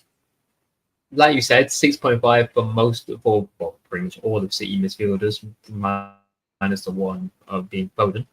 But I think he'll be 7. I think we knew what we were getting to extent with Savinho. Obviously, Cherki and Liga had a very, very, very solid season. Did the same on the European stage as well. That was one thing that was different from Savio with Girona. So I think Cherki will be a 7 million midfielder, obviously. Well said, yeah. So do you think he will be just that 0.5 million more than the rest? So. I think it's just because he's got that European status as well. Obviously, we've heard of Cherki for a while, for the past 2-3 years. I've heard of him, and he's just been slowly getting better and better. Issue is, we've talked about his price. I'm going to tell you this right now. I don't know if I probably won't own a City midfield. Well, not for the majority of the season, and for one very distinct reason. It's for distinct reason of who is going to play. Pep Guardiola. I mean, we literally just saw in the Club World Cup, they played one team in the first game, and then they rotated the entire 11 in the second game. Pep Roulette is only going to get worse. So I genuinely, right, I think we could even see Haaland get rotated sometimes. Like, it is... I won't be surprised. If we see Mamouche play up top once or twice, like, I could really see that happening. Yeah. You make some very good points. I think he could come in at 7, just a little bit more. It's just, because literally, like, Savio was 6.5, Bernardo was 6.5, Rodri was 6.5, Doku, Gundogan, and Grealish. So all 6 of them were 6.5. So many. And yeah, I mean, I guess the thing with that, right, was I don't think any of those 6 I just mentioned, you could definitively tell me which one was the best. Whereas I think you could say the Cherky would be better than those 6. Maybe Doku, but Savio, I think, was probably the... Savio, it was actually Bernardo Silva, surprisingly, because I guess because he just plays more often. But yeah, fair enough to not expect that. I would have said Savinho, but then again, it was obviously very streaky. He had again a poor start, but then there was a game or two where he was getting goal after goal. He got 3 assists in one game. Yeah, he was definitely the highest owned at one point for out of those midfielders. Yeah. I mean, I know from FPL Challenge he did very well in a lot of those. Like it was the game against Southampton when it was only 1-0, but it was because I think the challenge was just key passes and crosses. It was just City's whole game plan was just cross the ball to Holland. So we just milked the points there. But we are discussing FPL and FPL Challenge, and for that reason, yeah, I think Savinho would be priced similar. I don't think we didn't really need to talk on many of the City midfielders. Well, did you know that Foden was 9.5? 9.5? Foden was 9.5 because he was Premier League Player of the Season. He was coming. Yeah, it was warranted. Yeah, so I genuinely Foden is probably my biggest shout for potentially the biggest bargain, because if he gets good game time again and he's back on form, I think he'll be a lot cheaper. I think he'll probably be 7.5. Like he might even be 7.5. I think he'll be 8 million. 7.5. I think 8 million, just because again that safety net of if he starts doing well, have we made a mistake? I think obviously the last 2 seasons for FPL as a whole, with 2 seasons ago the pricing being not bad, but it was far from amazing. I would say moderate. And then last season did very well with pricing. And you can see a difference in that maybe just sometimes at 0.5 or 1 million more. Yes, you could say, okay, maybe he's too much priced. But those people will go for those players. And when they go for those players, they will have a dilemma sometimes where you're the infamous 0.1 million off a player. I wasn't thankfully too much last time, most of the time last season. I kind of tried to ignore price rises as a whole because I didn't really want it to affect any decisions. But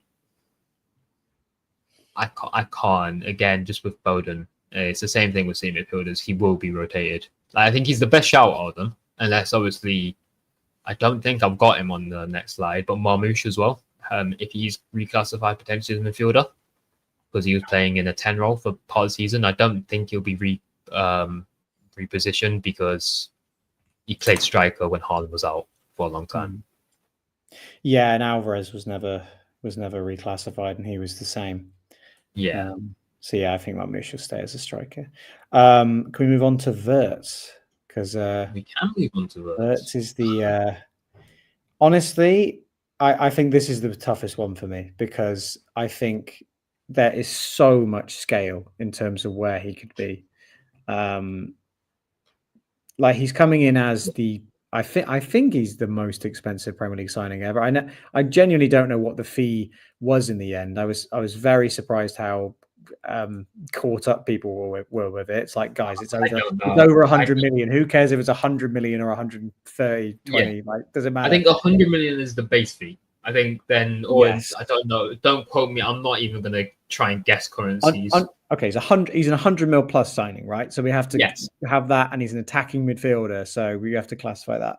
Yes. The issue is he's coming into a team with the most talismanic, the most goal involvement player in the entire league, maybe outside of Haaland, with Salah. So that has to have an impact on him, because I don't think there's any way he can be on the same price point as Saka, as Palmer, potentially Isak as well, because I just don't think, because Salah's there, I just don't think he's suddenly going to have all of these goals and assists, because I mean, we saw in the Bundesliga, he's not an absolute monster for output.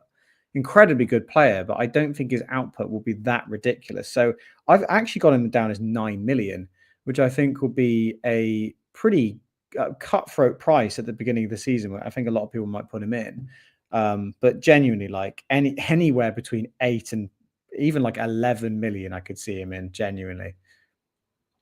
Yeah, I think I'd be inclined to agree with that. I think I see him where I see, and we use the example of Havertz a few seasons ago, who on the data works when he was at Leverkusen. He was again a very bright star. Got signed by Chelsea for obviously less money, but came into FPL as a midfielder, as a 9 million midfielder. So I reckon we'll see the exact same thing. I reckon Works will be 9. I'm 9.5, but I'm gonna go 9.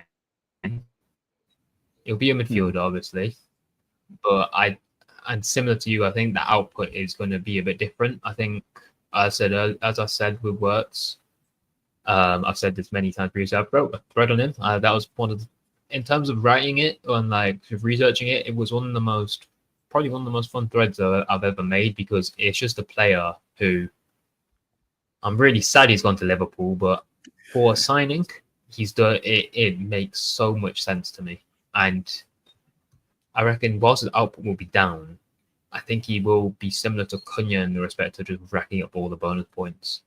Well, not all of them, but obviously he'll be probably second to Salah in most games. But in a game where he gets 1 or 2, where both can get 1 or 2 returns, I reckon Wirtz can be ahead of him on the bonus point system.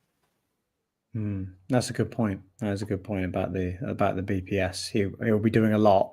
Just whether it'll be goals and assists, I'm not sure, but he'll certainly be doing a lot of the creating. A lot, yeah. I mean, it's also dependent on where he plays. Does he play as a 10 but starts out on the left? Does he play as a false 9? Does he play as a classic 10? It's all just unknown for now. We'll see in pre-season. Yes, exactly. We'll have a better idea in pre-season. I think before we move on to lap, I've just checked the chat. So we've got someone asking about Kirkers and Frimpong. Getty FPL. Good evening to you too. We've touched on Frimpong, but we'll touch on Kirkers in the next slide. So if you're still here, we can stay around for that. I believe he's very early in the next slide. Emil, good evening to you as well. W, thank you. I'm sure hopefully there'll be many more W's on this channel. And FPL Yellow Army, I believe you were a guest on this channel a few days ago, Meerkat? Yes, Roberto. Yes, I was on his channel. Yeah. Last week. Yeah, last week. As I remember that. Yes, that was his name. Thank you. So it saved me there. Evening to you too, Roberto. Good streams, good videos for you as well.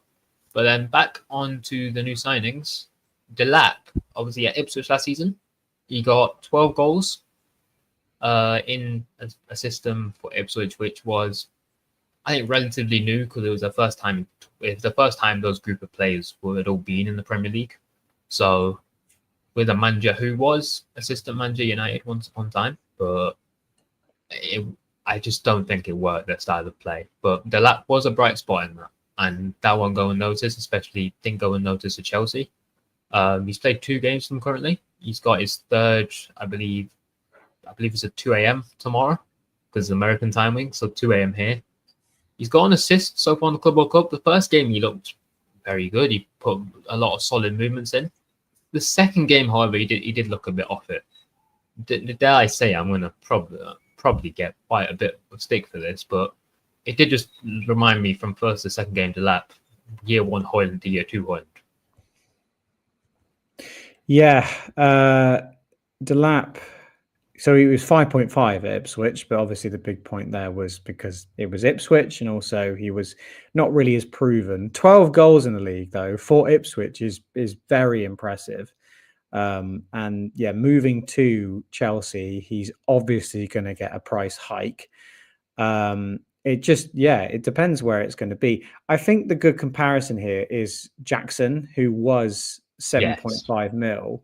And was a really good asset at the start of the season. Was really good in a lot of teams, scoring a lot of goals. Again, one of those players who tailed off near the end of the season. But because he came into the side, did pretty well, got put at 7.5 million. I think it's fair to do the same thing. I think Delap will be 7.5. I don't see him being much more than that. And I think any cheaper, then he'll just be broken. I think he'll be 7 million. He started off with 5.5 last season.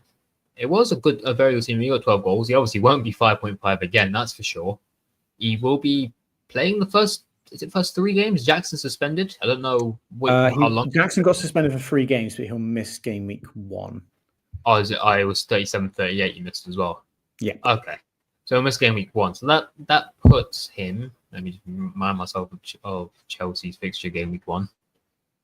Crystal Palace, Delap play. Which Chelsea have got, if you look at the first 6, I think Chelsea got the best opening 6. So yeah, Delap. Yeah. I feel like I'm saying a lot of forwards here will be popular, but obviously they won't all be popular when we've only got 3. But I think Delap also goes into that category. And we will no doubt have a lot of conversation about can Delap cover Palmer, I'm sure. I'll leave it for that. Nah, being serious, hopefully we don't have those conversations. I mean, judging of Palmer's performances last season, I think there will be quite a few people probably putting it out there. Whether it's for engagement or they're being serious, I guess we'll never know. We can jump to conclusions, but I'm going to go ahead and just go out and say no, he cannot. I think he'll be a good asset, but I think there's going to be games where Jackson's going to play as well. I mean, they've got Jackson to 2031. They've got him on the payroll till then. You got to play him a bit. Yeah, I think 7. Yeah, I'll stick with 7.5. But yeah, I can see why it might be 7. Yeah, I think that's a good way to wrap it up for new signings. They are the 6 main new signings. Obviously, I know Wolves signed a player called Leroy Fer yesterday. Don't know too much about him at all, so I didn't really include him. Maybe in preseason he comes good. There'll be other teams signing other players.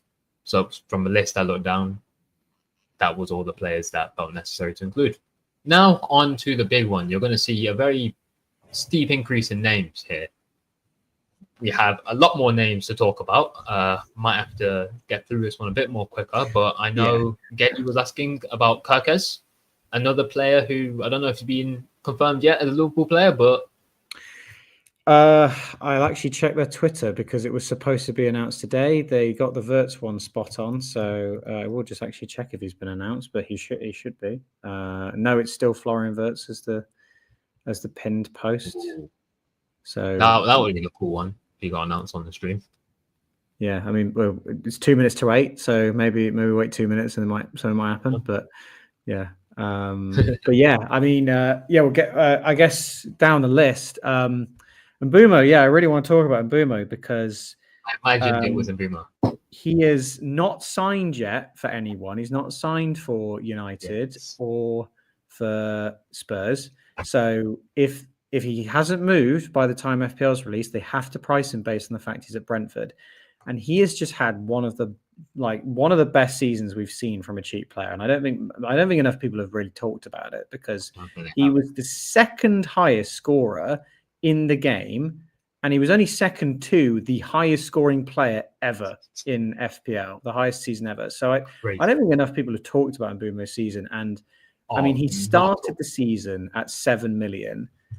I've got him written down as 9 million because I think he had he had an incredible season. Everyone had him in their team. He was an absolute shoo-in. I could realistically see 8.5, 8. But yeah, I've written down 9 million. I think he gets a huge price increase, and I think he just about gets on that cusp of considering him as a premium. Yes.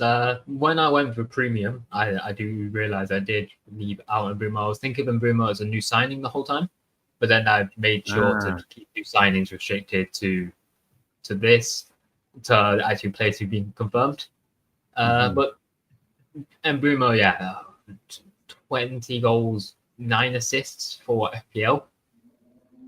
It is mental that, I mean, obviously, at least you've picked up on it, but so many people haven't picked up on it. Obviously, he's linked to United. It's really gnawing at me the fact there's not been confirmed yet. It feels like he's been linked to us for the past month and a half. But such a good player. I mean, he's got so many qualities that I just really love. from a footballing perspective, which you can translate into FPL, making those runs from when you receive the ball, running onto the ball, which United towards the end of last season tried to experiment a lot more with long balls, mainly in the Europa League, but they also did it quite a bit of time in the Premier League. It had more success in the Europa League, but I think United in general had a bit more success in the Europa League. But if they can get those long balls through to him, my only worry with him is obviously this is just going to be every African player who gets called up, but as AFCON in the middle of the season, which does leave United's right side a bit weird. But obviously they've got Ahmad as well, who could do something, he might not. I think Mbeumo's obviously going to be the right 10, but it's Mbeumo's going to be more attacking one, let's put it that way. But who's going to be the one who starts inside and who's going to be the one who starts outside? I think we'll see a big rotation because Mbeumo does like crossing the ball quite a lot. And Ahmad is a lot better in tight spaces, which based on that, you'd assume Ahmad's the one playing more inside. But you've said 9 million and you said it could be 8.5. It seems like we're on a very similar wavelength, despite not sharing these predictions at all. I promise. I'm at 8.5. I can see him being 9. I mean, I could even see him. There's a world even where I can see him being 9.5. To be honest, his past few seasons, obviously, this season was a very, very good season for him. There was a very big overperformance in terms of respect to goals, but he did that obviously last season before as well. It was him and Cunha have both done it. The two of the biggest, I think it's second and fourth they are for XG overperformance in strikers across Europe, which is very impressive for finishing on level as well. So there is a route to me where I think, okay, he could be 9.5, but I'm going to change mine to 9. I think he'll be 9. Mm-hmm. Well, Visser next on the list. Visser is his teammate. Started at 6 million. Again, quite a difficult one to price, really, because he did have such a good season. One of the highest scoring forwards in the game. We'll just check, actually. He was fourth, just behind Watkins. So that's the kind of level we're talking here. It's a very good league. I genuinely, again, like I seem to put a lot of players here who I'm unsure about, but I put Cunha and Delap there. I think 7.5. I think he gets a hefty increase. And yeah, having him at the same price as Delap, I think makes sense. I think. Yep, I'm exactly the same. 7.5 million. This other one we might see with Brentford next season. We might not. Either way, if Mbeumo moves, obviously there is that loss in partnership because it is one of the few duos in the Premier League that still like live on. Like, obviously Kane and Son a few seasons ago was there. You have, obviously, we're going back a long way away, Rooney, Van Persie, you had your Crouch and Defoe. I think Mbeumo and Wissa are that same level as dynamic duo for me. And I do worry that if you take one person out of that dynamic duo, how does it affect the other one? I mean, it might put Wissa on penalties, you never know. But it's also going to diminish him as an asset attackingly and Brentford attackingly. So it is all dependent for me on that. But I think 7.5, no matter what happens, especially given current links, you think to Tottenham, obviously, because of Thomas Frank being the new manager. I think even if he goes 7.5. Yeah. No, yeah, great. Kirkez is difficult because I think with him and Frimpong signing, Geddy getting onto your question, I think obviously Frimpong feels a lot more exciting, a lot more attacking. I think Kirkez over a season will be better because I think the gap between, I think Robertson will leave, and I think the gap between Kirkez and Tsimikas is a lot bigger than the gap between Frimpong and Bradley. So therefore, I think Kirkez will play a lot more. Therefore, I think Kirkez will probably get more clean sheets. Maybe we'll see some attacking potential. I mean, we did see attacking potential for Robertson even when Trent was getting all of his goals and assists. I think Kirkez might be 5.5. I think he might be quite a good value pick. Again, I don't think he's done enough to justify being 6. So yeah, I think he comes in at 5.5. I mean, I'm in mixed minds about this one because obviously we've covered the rotation very nicely. There's minimal rotation risk for me. He started off at 4.5 last season. I just checked that now. I thought he started for 5. He was very good for 4.5 defender. Bournemouth's defense kind of came out of nowhere. Like they weren't really they were okay, but they were all priced the same, and that was it. Yeah, I mean it was a bit silly because Kirkus was just obviously the best one. Out of the lot. He got 2 goals and 6 assists last season, and I'll be honest, I think there's plenty of attacking potential in him. Obviously, with the way that I reckon Slot will play with the fullbacks, I think fullbacks will be very dependent in attack on them. You might see the DM for Liverpool pushing a bit back, maybe having a bit more defensive stability. But I think obviously Frimpong and Kirkes, just watching Kirkes week in, week out again, he's a player. So much better. I mean, he's young as well. He's 21? Yeah, 22, I think. He's young. Yeah. He's very young. I'm in mixed minds. He is 21. He is 21, you're all right. I would think he'd be 5.5 if he was at Bournemouth still.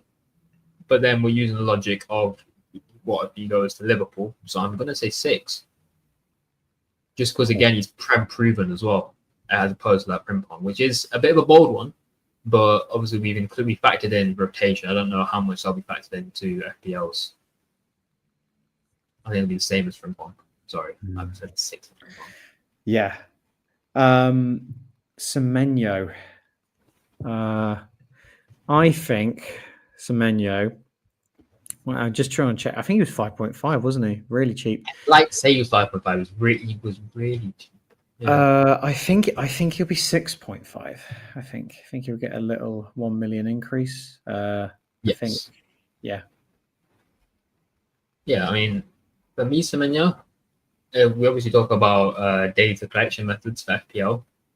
There's eye tests, there's stats. I know, obviously, from you have a master's in sports analytics, don't you? And your threads, to say the least, are very insightful. I know this might sound like I'm saying it just because you're here with me, but honestly, my favorite thread writer. I do read them week in, week out. They are the what's it called? Goals conceded. Very, very good. And to be honest, while we're here, I'm going to say this. I'm very happy I could get you on the channel. Thanks. Yeah, I mean, I love the goals conceded thread. I mean, I started doing it as I remember distinctly the post I made about like 2 years ago and just said, does anyone do any like threads on this kind of stuff? Because it seems like an obvious thing, but I haven't seen any data on it.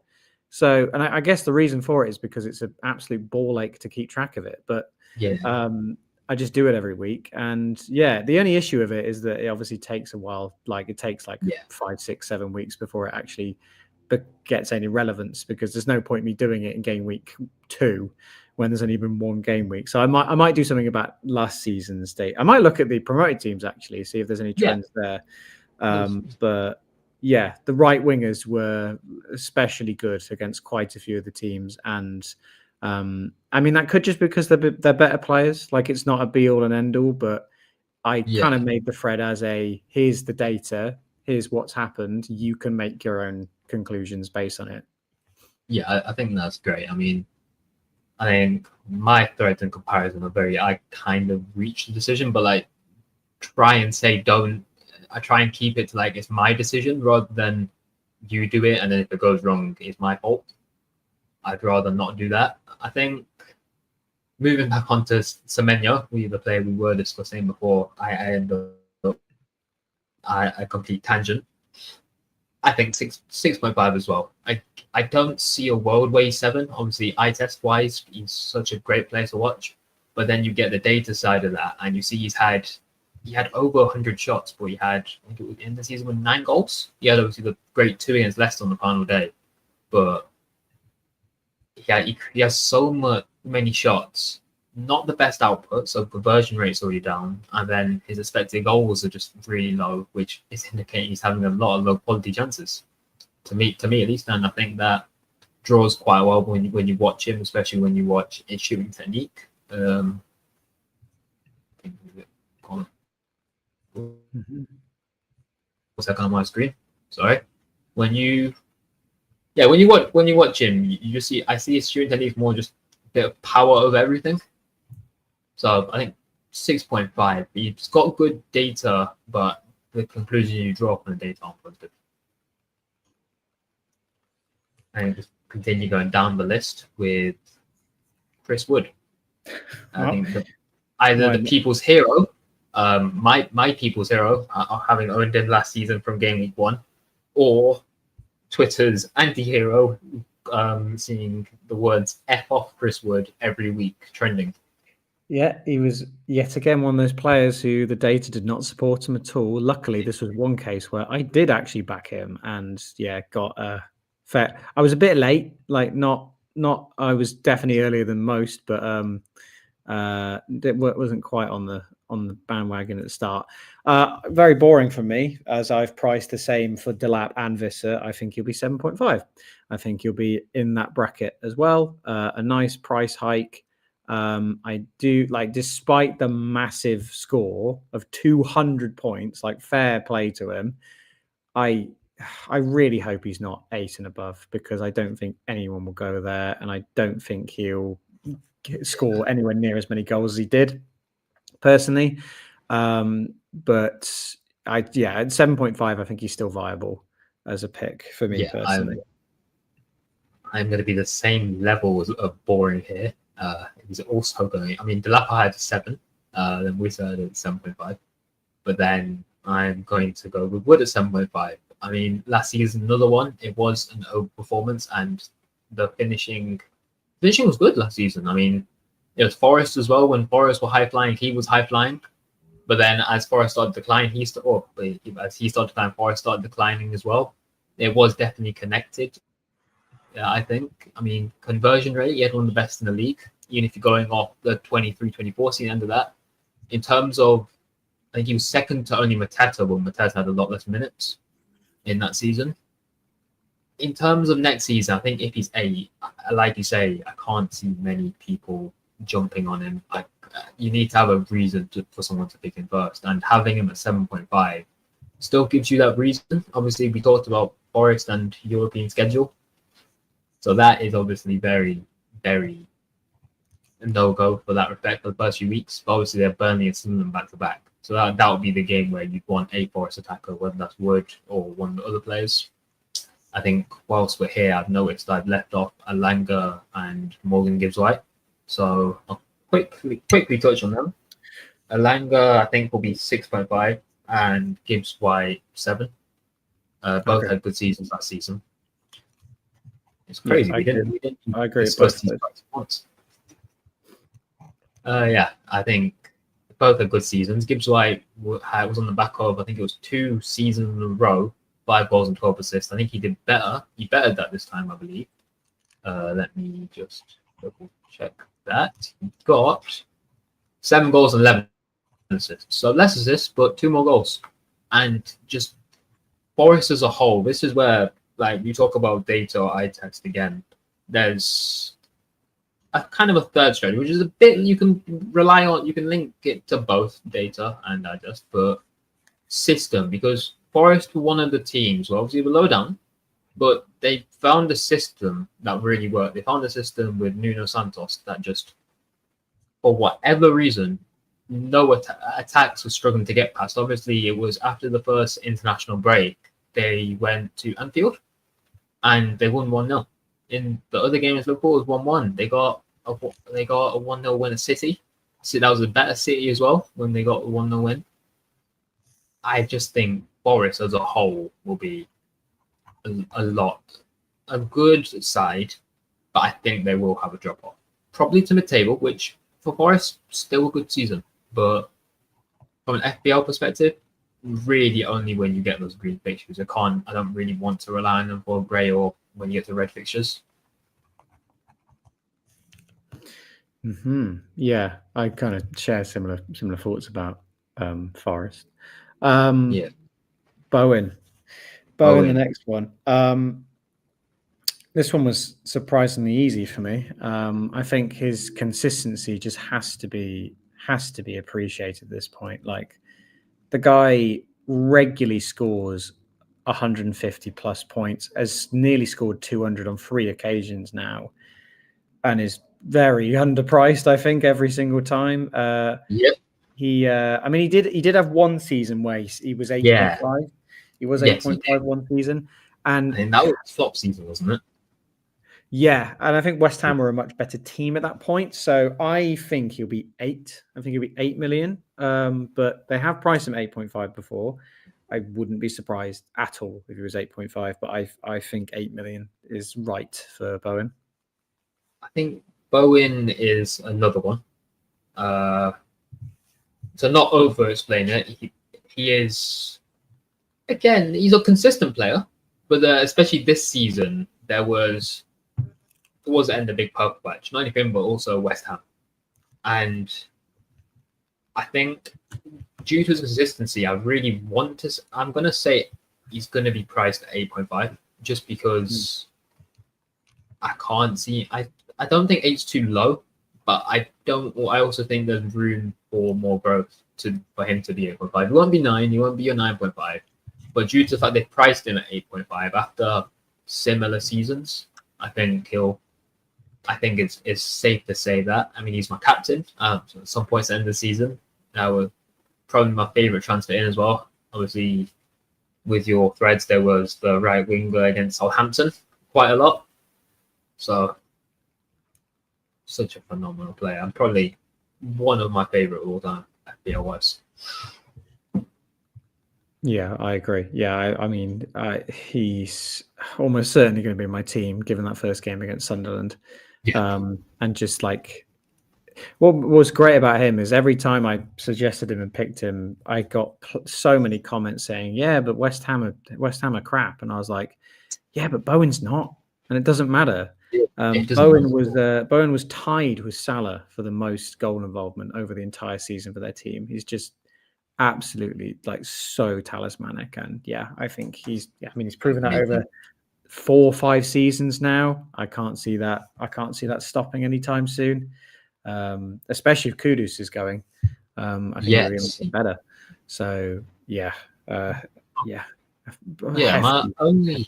only question with Bowen is penalties, because we've seen obviously at some point Paqueta's been on the pitch and taken them. From what it looks like, Paqueta might get a ban for life from football for other reasons, but I'm just gambling, not anything over the top bad. But if he's on penalties, he's an absolute steal. Even if it's at 8.58, I mean, just such a good player. Obviously, their long-term fixtures aren't the best, but again, it's Bowen. He's pound for pound the best player in FPL, and one of the, if not the most fixture-proof player, because again, that consistency returns. When West Ham played against some of the higher teams, they'd go from that 4-at-the-back formation into a 5-at-the-back, which would see Bowen going to striker, albeit because they didn't have a proper striker. Their fulcrum was injured, and Ferguson, who was coming back from injury. But he has shown he can play that striker role. And I think as well, just the consistency. Yeah, it'll be interesting to see if he's on pens with Paqueta gone, because his penalty record is all right. It's better than someone like a Watkins, but it's not like he's taken 10, scored 7. So it's pretty good. 70% is not bad. I know they've got odds. If Ward-Prowse is starting in that team, I think he's decent at pens. Wait to see if Full Crew gets any starts, because that was a signing. I was very wrong about Paul. I thought he was going to do very well at the start of last season. I thought West Ham were going to do very well. Not really a Prem player, Full Crew. Like, he's decent for the German team, but it didn't really strike me as a player that do very well in the Prem. Yeah, it's one of those, I guess. Just that they just aren't made for the system. There's a lot of wingers. I mean, United signed that just aren't made for the Prem either. Yeah. Moving on, we've got the other cold man. We've talked about, I forgot his name, was like Palmer. Now we can talk about Morgan Rogers, who last season got 8 goals, 11 assists. So I think Rodgers. Sorry, there. I think he started off at was he 5 last season? He was incredibly budget pick. I mean, he was relatively unheard of. He scored the season before that against Chelsea in a game. I think the season I can see him being 6.5. It seems like the classic thing that every season we have quite a few just 6.5 midfielders who have had a very good season. The season before, and then get bumped up to 6.5. Yeah, I think we might see him be 7. 6.5, like the same as Semenyo. That does sound right. I think a nice baseline for it is Asensio, who did come in at 6 million, and I do think he is a better asset than Asensio. So I think he will be at least 6.5. I think either 6.5 or 7. I personally think 7, but yeah, again, could be in that 6.5 bracket. So there's a lot of players who I think could be 0.5s, to be honest. Yeah, I think that's a common recurring theme. I don't think it'll be a recurring theme with the next pick, which is Sels, the Golden Glove holder from last season, 13 clean sheets. Yeah, well, for me, I mean, there's 3 players there who I can kind of whittle off in a row, but I think Sels, Williams, and Milenkovic there who you've put. I think all 3 will be 5 million. I don't really see. All 3 will be 5. Yeah, I don't think any of them will be 5.5. I don't think they'll be 5.5. Like, they were a pretty good defense. The 5.5 defenses though have been your elite teams, and yes. I just don't think they I think if they're 5.5, no one picks them. And I think if they're 5 million, I think there's still a genuine talk about owning them. So yeah, I think all 3 will be 5.5. I reckon. I think will be 5, not 5. 5. Yes, not 5.5. I think Sels will be 5. I think Milenkovic will be 5. I think Williams at the end of last season, obviously, I think he dropped in price quite a bit. He was 4.2, 4.3 million towards the end of last season. I reckon we're going to see him at 4.5 for next season. 4.5. 4.5 Williams, yeah. It's a weird one because I think he should be 5, but I reckon FPL will look at his end price and think, okay, he's done well, but he ended at a lower price than all the other players, and obviously he started off higher. So it's more of a gut feeling that one, and maybe it's just blind hope, hoping one of them are 4.5. But I think that one who is 4.5 will be Williams. If he's 4.5, he is a major contender for being in a lot of teams. I think that is maybe hopeful. I think a lot of the Forest defense will be 5 million. I think because obviously he didn't get many points at the start because there was Aina and Alex Marino was playing most games, but then he kind of came in and just never lost his spot. Really earned it. Yeah, I think there will be 5. Personally, I think there will be 5. Moving back, we've got Lewis Hall, who started off the season very well. I started off with him in game week 1, got rid of him on wildcard, and then he just went ballistic for the next 10 weeks until he got injured. But then he didn't play after that, I believe. So from what we've seen of him, he started off at 4.5 last season, and he was just exceptional.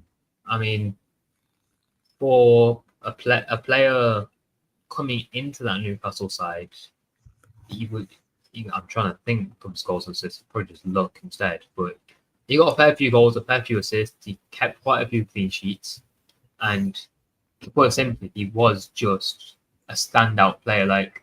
There was a stage where his effective ownership was 80-90% last season. I mean, he got he didn't get a single goal, but he got 7 assists. Did you not get a goal? No. He might have got a goal in one of the cups. Might have been a cup. Yeah, might have been a cup. Because one of the original photos I had of him was of Lewis Hall with him doing a knee slide. So. Yeah. Yeah.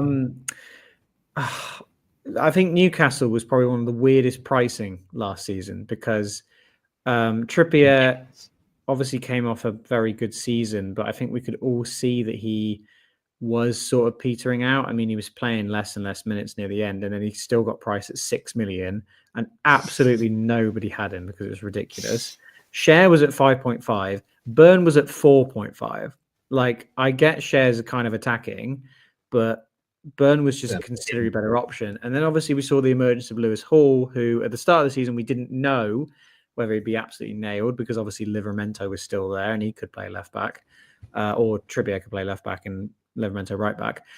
But I think, Hall will absolutely be that nailed left back now for Newcastle. So I think he has to be 5.5 because I think 5 million is just a bit too good. But he could be. Yeah. He could be 5 million, but I think he should be 5.5. I would agree. He shouldn't be 5 point. He shouldn't, because I imagine most Newcastle defence will be 5 million this season, and he was the very standout pick out of our Newcastle defence. He didn't play many games was the issue. Obviously, I mean, he played in total. He started 24 still as well before he got injured. He's one of those players that if we could price players like they've done for the Club World Cup as different decimals, I'd put him at 5.2 or like 5.3. Yes. I don't think he's 5.5. I don't think he's worth 5. I think he's literally in the middle. I think I'm going to say 5.5 just because he is a step above the rest of Newcastle defence. Yeah. Probably my most contested pricing next with Pickford. I'm very interested by this one because there's a lot of people. I've made a bold statement on X to say that I'm going to have Pickford in my team and he's going to be there for the whole season because I am terrible. My biggest letdown in this game, I am terrible at picking goalkeepers. I had one good season and that was Raya for Brentford. That was the one time I've done well with goalkeepers. Every other season, you can use like FPL tools, I think it's called, to see like your highest scoring players over the season. I never get a goalkeeper in my team, earn points on my squad that gets above like 40 because I just keep changing too much. And basically, Pickford is the most reliable and somewhat cheaper option every single time. Like he consistently is just so good. And the issue is though he has been priced 5.5 million once, but that's when 6 million goalkeepers existed, and 6 million goalkeepers haven't existed for 3-4 seasons now. So I'm hoping that Pickford stays at 5 million because I think he should. But he could be 5.5. I'll be really gutted if he's 5.5, but I think he should be 5 million. Yeah, I think it's another one of just a bit more hopeful thinking and just hoping he's 5.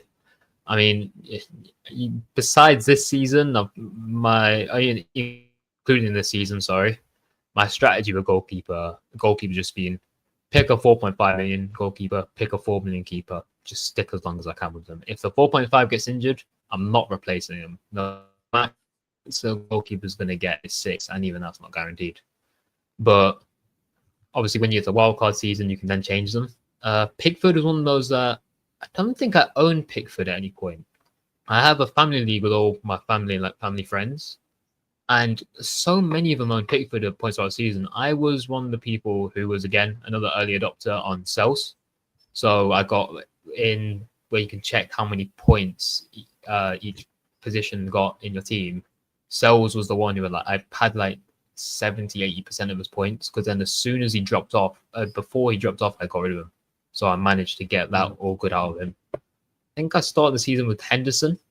I think to kind of rattle him off as well, because I realized I haven't put him in as well. And I'm going to say Henderson's going to be 5, Pickford 5.5, and I reckon we get a 6 million goalkeeper again in the form of Raya. Yeah, you know what? That's a shout because I agree. I think we should see a little bump up with all the keepers, I think, because I want the promoted keepers to be the cheapest ones. Yes. But if they're 4 million, then they're just outright better than any like backup goalkeeper, right? So 4 million should be reserved for those goalkeepers who don't play. But then obviously, your what's his name for Liverpool who'll be in the game? Marmadashvili, who'll be the backup. Yeah. He'll obviously need to be more expensive. But yeah, if you make Henderson 5 million, you can make Sells and Pickford and probably Edison, I'd say 5.5. And then I think your 6 million is Raya, and then maybe Allison. Like Allison would really be on the cusp of the two. But yeah, you're right. I think if Gabriel is 6.5, I think Saliba's also 6.5. I think Lewis Skelly's probably 6. I think Raya should be 6, because otherwise, if he's 5.5, he's just the default. Yeah, couldn't have said it better myself. Just trying to find where we are now. Mikalenko. So we've stuck with the Everton theme. It's worked out quite nicely there with that Forest and Everton. I think he's going to be 5 million realistically. Yeah. Although I started the season with him, I had him. Well, I think I had him 30 games. I got rid of him on wildcard. I almost had him back in on wildcard, but I thought to myself, I'm not putting myself through 8 more weeks of this. I don't think he got me many returns because he was always on my bench.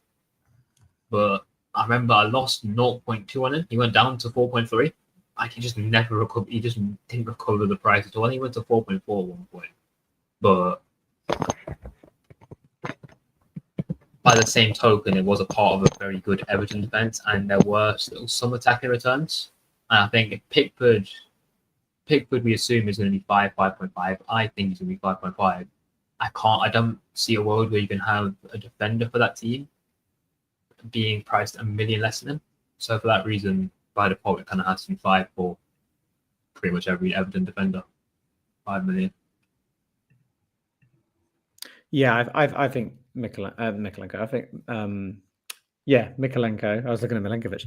Mikalenko should be 5. I think he should have been 5 last year. I was quite surprised when he was for some reason priced less than Tarkowski and Branthwaite, because like he was nailed, and he let's be honest, the attacking output of any of those defenders isn't really like insanely higher than the rest. So yeah, it just unfortunately meant that nobody ever went for Tarkowski or Branthwaite, because there was just an option who was just as good for cheaper. So yeah, I think they should all be 5 million. But the right back might be interesting though. We might see O'Brien at 4.5. Yeah, that could be interesting. Yeah, decent spell last year. Obviously, from football perspective, he actually looked very good. FPL, I think he got a goal. I'd be correct in saying. Yes, I distinctly remember him getting a goal, because then everybody bought him for I think it was a double game week. Expecting that to happen every game. They got 2 actually. Southampton or something. 2 in pretty quick succession. I remember distinctly. I don't remember if it was Southampton or if it was Ipswich. As one of Everton's final home games. It was another person we know on Twitter. We know some very exciting people. It seems it was Skyline. He triple captained O'Brien in that game. And if I'm not mistaken, he got 0 points in that game. I think it was against Ipswich. It was a 2-2 game. It was yellow card and 2 goals conceded. So a very unfortunate one there, but an ex-Vibes pick. So. Yeah, respect the vibes, but I mean, yeah. Moving on to, he's classic defender, but parts last season, a lot of parts, we could have probably seen him as Chelsea's best attacker. Cucurella. Yeah, I think this will be another case where I think the whole defense gets bumped up a bit, and I think Cucurella should absolutely be 0.5 more than the rest, because he is definitively the best option. So I think he'll be 5.5, because I think the rest of the Chelsea defense will be 5. Yep. I mean, pretty much exactly the same as with Everton and Forest assets. The rest of the defense is 5. Cucurella 5.5. 100% agreement. I think if Cucurella is 5 million, he's probably the best 5 million defender in the game. I think we'll see him at 50% ownership minimum. He's 5. Yeah, and yeah, good opening fixtures as well. So yeah, I think he needs to be 5.5. The big one, next one. The big one. This is the best attacker now. I mean, again, I think I was quite early in a few players. I mean, it does reflect in my rank. I checked this. I scrolled down to the rank of 5,000 to see how far I was off. I was off on transfers made. Oh wow! But as much as I will say that, I will never use it as an excuse because I took a lot of hits, and I made a lot of points on those hits. So if I didn't do the transfers, I'd just be a lower rank. So right, it is what it is. But Munoz was a big part of that, and just he was one of the ones where I thought, okay, I don't captain defenders anymore, but I am so tempted to captain him. I had him on my vice captain like 5 or 6 times. But like, I genuinely think he's the best vice captain in this team. He started as how much did he start as last season? I think he was 5 million. I think 5. Yeah, I think him and Mitchell were both 5. So I'm so tempted to say 6, but I think he'll be priced at 5.5. But I won't be surprised if he was 6. I agree. I think he'll be at least 5.5 for sure. Definitely get a price hike. He's so attacking. He's so like it doesn't feel right pricing a 6 million defender at Crystal Palace. Yeah, that's what I'm thinking. So attacking, and having him at 5.5 again. I mean, there are so many like potentially really good attacking defenders in this game. I think we look more for the defenders as attackers now, their attacking output, than we do for even clean sheets. I think there's a chance we see him at 6 million. I really hope he's not, but I really hope. I think at 5.5 he'll be very. Actually, he won't be template because the Palace fixtures aren't great to start the season. But yeah, I'm going to be a bit more wary of Palace this season, especially considering how consistently inconsistent they've been over the past few years. But then I'm very interested with the 5 to 5.5 million defender price point and the like 7 to 8 million midfielder price point, and then that very much exactly 7.5 striker, because I think there's going to be a lot of options for all of those. Yes. Moving on, we've got a midfielder who I reckon. Well, we've got a midfielder and a forward who midfielder at least will probably be in that price point. Eze, he started off at. Eze was 7 million. 7, yep. 7 million, and to be honest, I think it was the first game of the season. He had a goal disallowed because the referee had blown the whistle before it went in. And then I felt like that was just a sign of things to come, because for the next 10 game weeks, he just didn't do anything. He was the player who I had one of the most faith in, Eze. But then obviously, end of the season, as soon as the double game week came around, he was straight back on it. He just scored goal after goal after goal. As Palace scored goal after goal after goal, confidence will be riding high, as obviously scored in the FA Cup final. I mean, there's a question to be had: will he be at Palace this time next season? There's links to Tottenham. I think there's links emerging with Bayern Munich as well. Does he stay at Palace? But with that in mind, I reckon. You see, I'm stuck between 7.5 and 8 here, because he won't be 8.5. My reasoning for 7.5 would be the lack of spread of returns. But I'm gonna say 7.5, but again, won't be surprised if he's 8. Yeah, not really much to add from me. Exactly the same. I think 7.5. Wouldn't be surprised if he was 8. It really depends on what everyone else is, right? Because I think I said Bowen will be 8, and I do think Bowen's a better asset, but he doesn't have penalties, so it's like very close between the two of them. And like.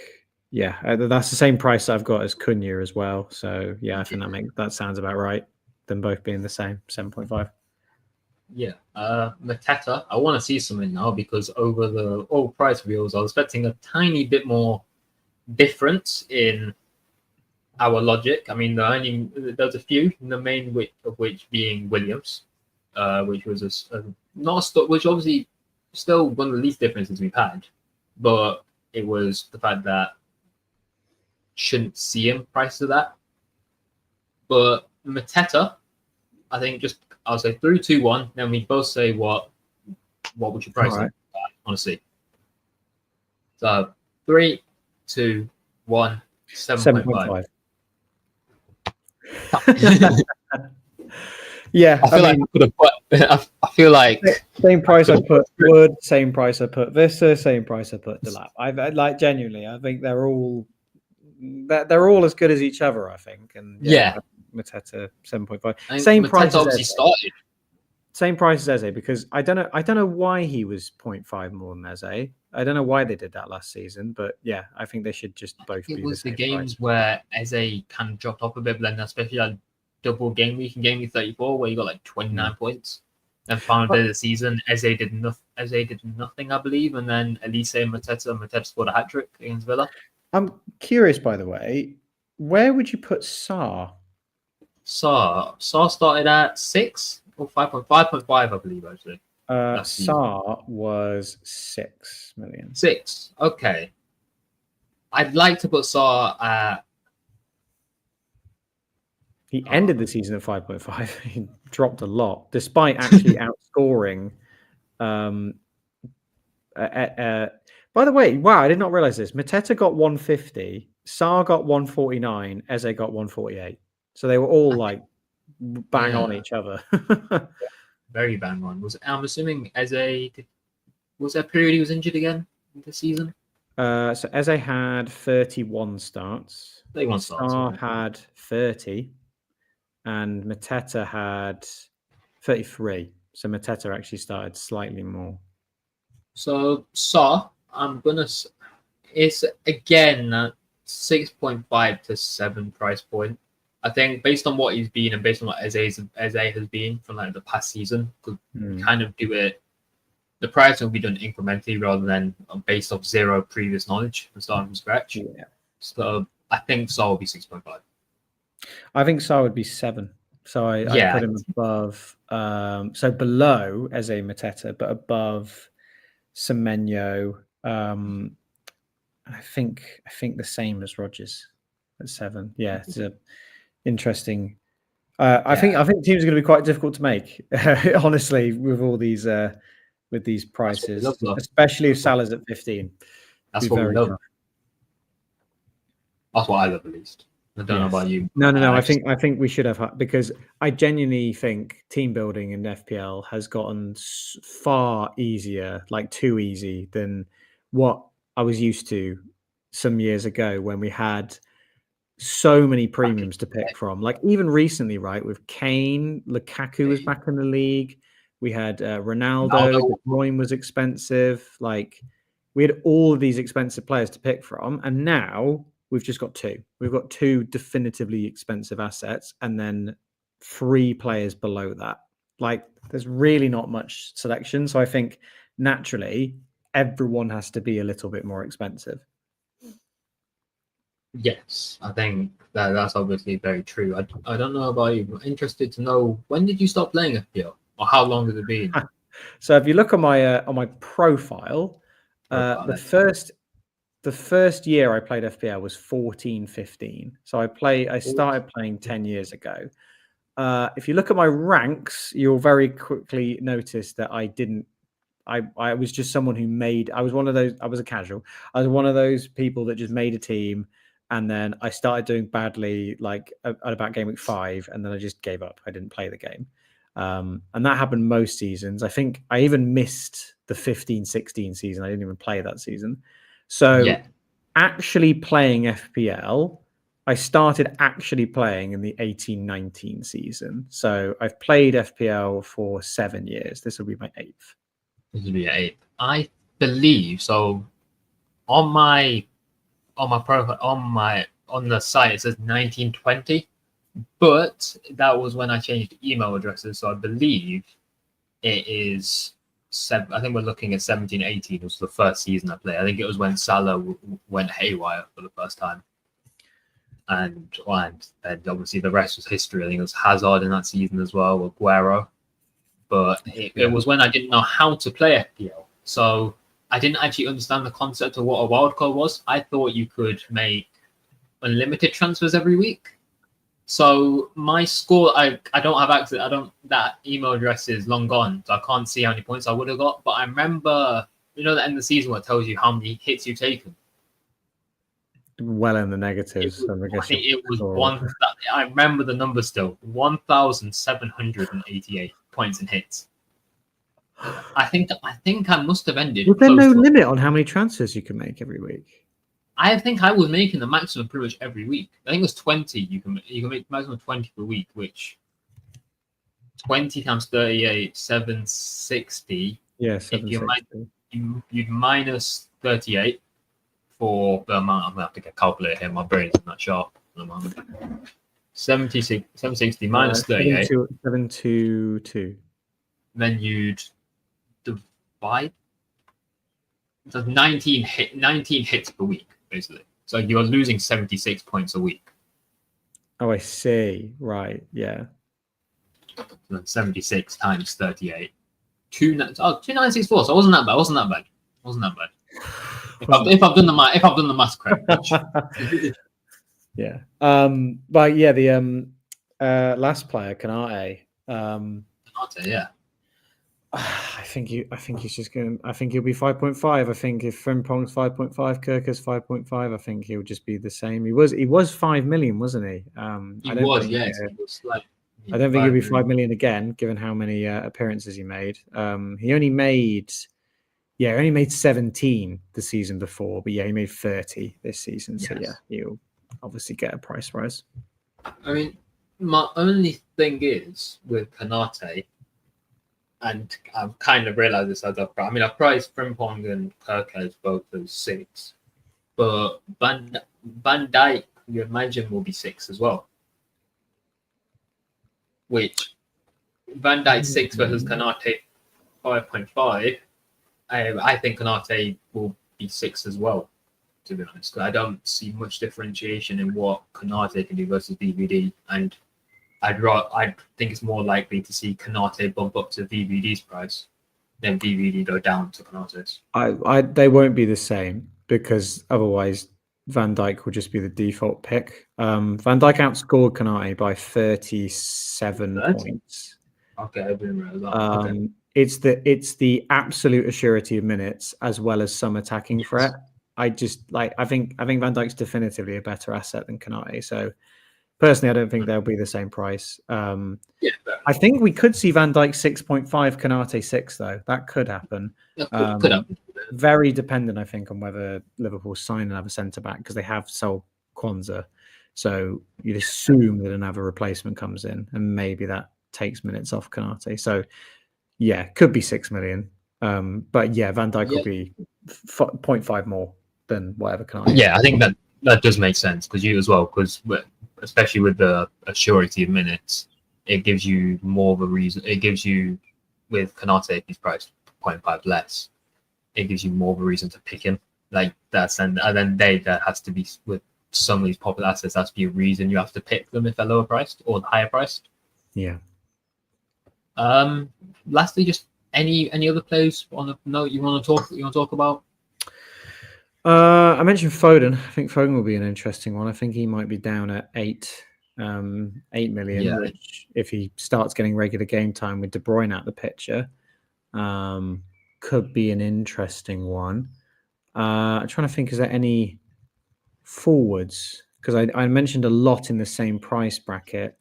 Strand Larsen, I think, will be an interesting one. I think he'll be a bit cheaper. I think he'll be at the he might even be 6 million actually, which would be quite a nice price for him. I think 6.5 makes more sense, but okay.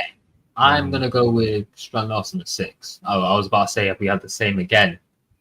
Then you saved it. 6, I think 6 with Strand Larsen. I won't be surprised again. 6.5. I think there's a lot of players this season which I'm hoping they get half right. If they get half right, it's fine. If it's 0.5 over, 0.5 under, half right, that's fine by me, because it means there's still some differentiation with prices. Evan Nelson.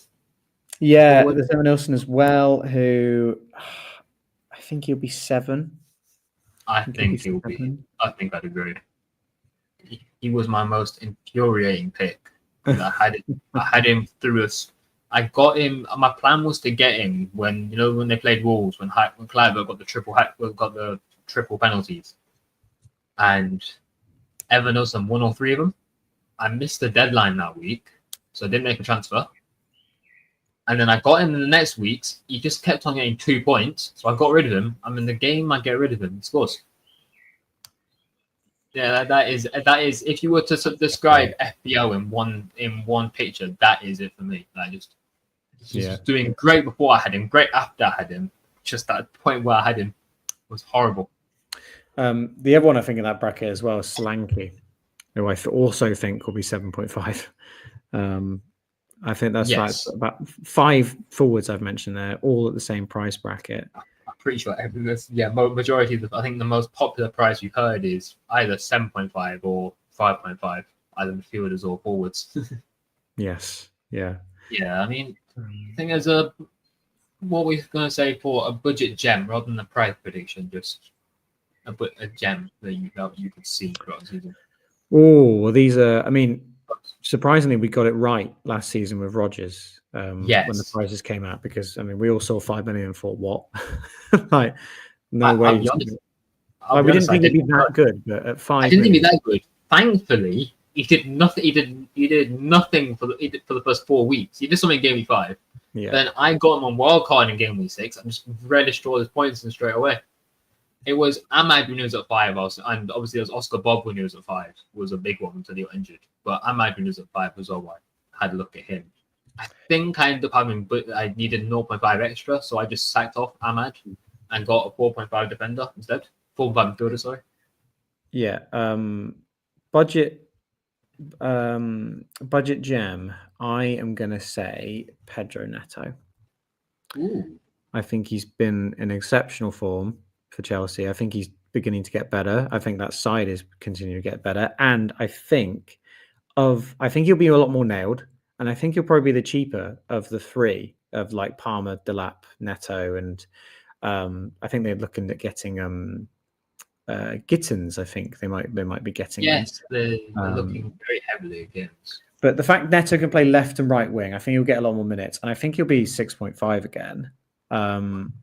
I've looked at quite a few drafts. Well, no, I haven't looked at quite a few drafts. I made a draft when the fixtures got released, and Neto was in it because I think he'll be the best of the bunch at that price point. He'll be competing with like Semenyo, I think, in that terms of price. I think Neto could have a really good season. That'd be my shout. Yes. I mean, sorry, whilst we're here, might as well see if I've got my image file of the team I made. Your draft, yeah. I've got it. I need to still go back to my other screen. Yeah, I'll have to head off in 5. We got this. Yeah. This was, I think, some prices I inflated. Most of the prices I inflated. Some I did deflate. It was some based on what I thought at that point. Slightly different towards now. And Mikalenko, I think I went with my hopeful route on that one. Leno, I think I inflated. I think FPL team had him at 4.5. I don't see that. But I think Johnson would be if he's 6. Johnson is 6.5. I think Johnson will be my pick. If he's 7, I think we kind of get a bit off budget there.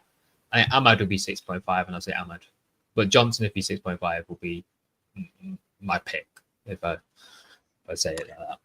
So yeah, this is interesting because this is very similar to what my draft was. So I had Salah, I had Watkins and Isak, I had Bowen, I had Eze. So that core 5 I had, but I had Neto instead of Palmer. Yes.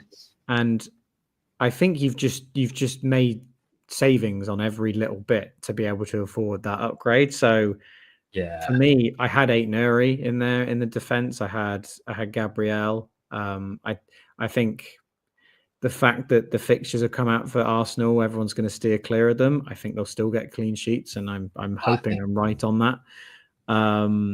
I obviously had Pickford in the first draft, but yeah, I think a lot. It's interesting with Eze, because I found myself kind of putting him out of principle, because I just didn't think there were many good options in that price, but like absolutely like assurance.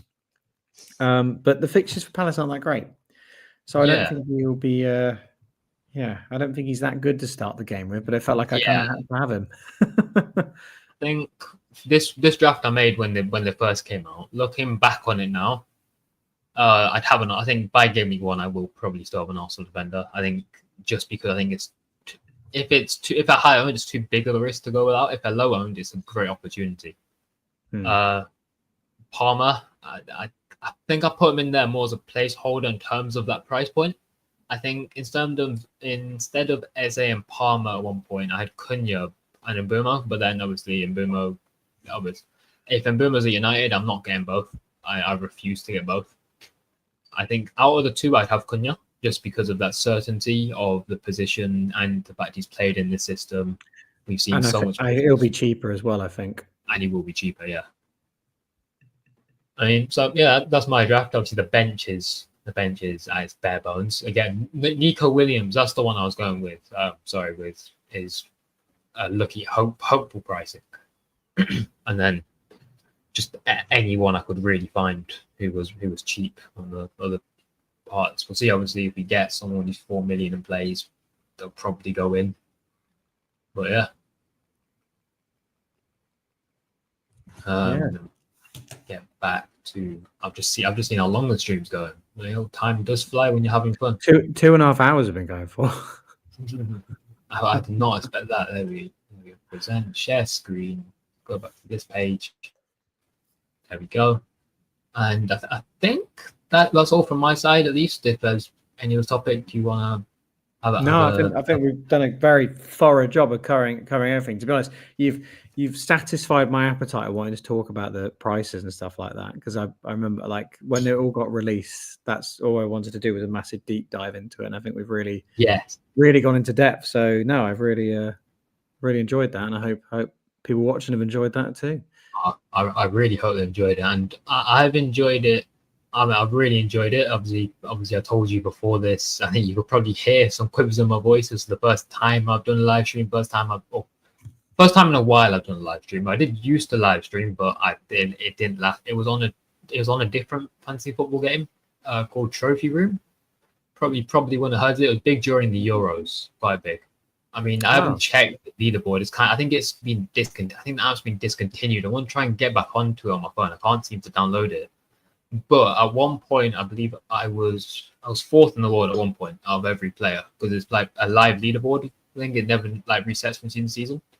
So out of all players, I think it was like 50,000 people. I was fourth in the world. So wow! I think I want to say I was third for like 3 days or something. But yeah, let me just put this back on at the stage. There we go. And so for the fun, I'd love to have you back on in the future. Maybe get your first draft out the way. We'll do when the app's released. We'll do a first draft. And yeah, I've got a surprise. I'm not going to say it's on YouTube. I'll message you in private or talk about after about a series I did. Hopefully, I'd love to get you on there as well. Okay. Cool. Last but not least, thank you to everyone watching. A very, very, very big shout out to my guest, Charlie, FPL Meerkat. I'll drop a link to his Twitter page in the description. Really, really recommend dropping him a follow. Such analytical, insightful content. I don't know, have you been nominated yet for the Football Content Awards? No, gosh, no. I mean, I only really started getting noticed this year, so no, I've not had anything like that. No, I don't really expect anything like that, but no, I'm flattered. I'm gonna toot my own horn here. I put myself forward, so go big or go home, yeah. But if you do want to nominate him, I'm going to put out now. You can put him in the best in fantasy football content. I can tell you right now, he'd have my vote. I've really enjoyed watching his content over the past year. I didn't really know you too much before the spaces and everything, so it's been great talking to you on obviously countless spaces, going well into the middle of the night most of the time. But yeah, that's all from me, all from you, I think, unless you have anything you want to add. Yeah, no, it's been great. Thank you, mate. Perfect. Let me know any guests you'd like in the future. And as always, like, subscribe, and enjoy the rest of your day. Peace. Bye, everyone. That's it.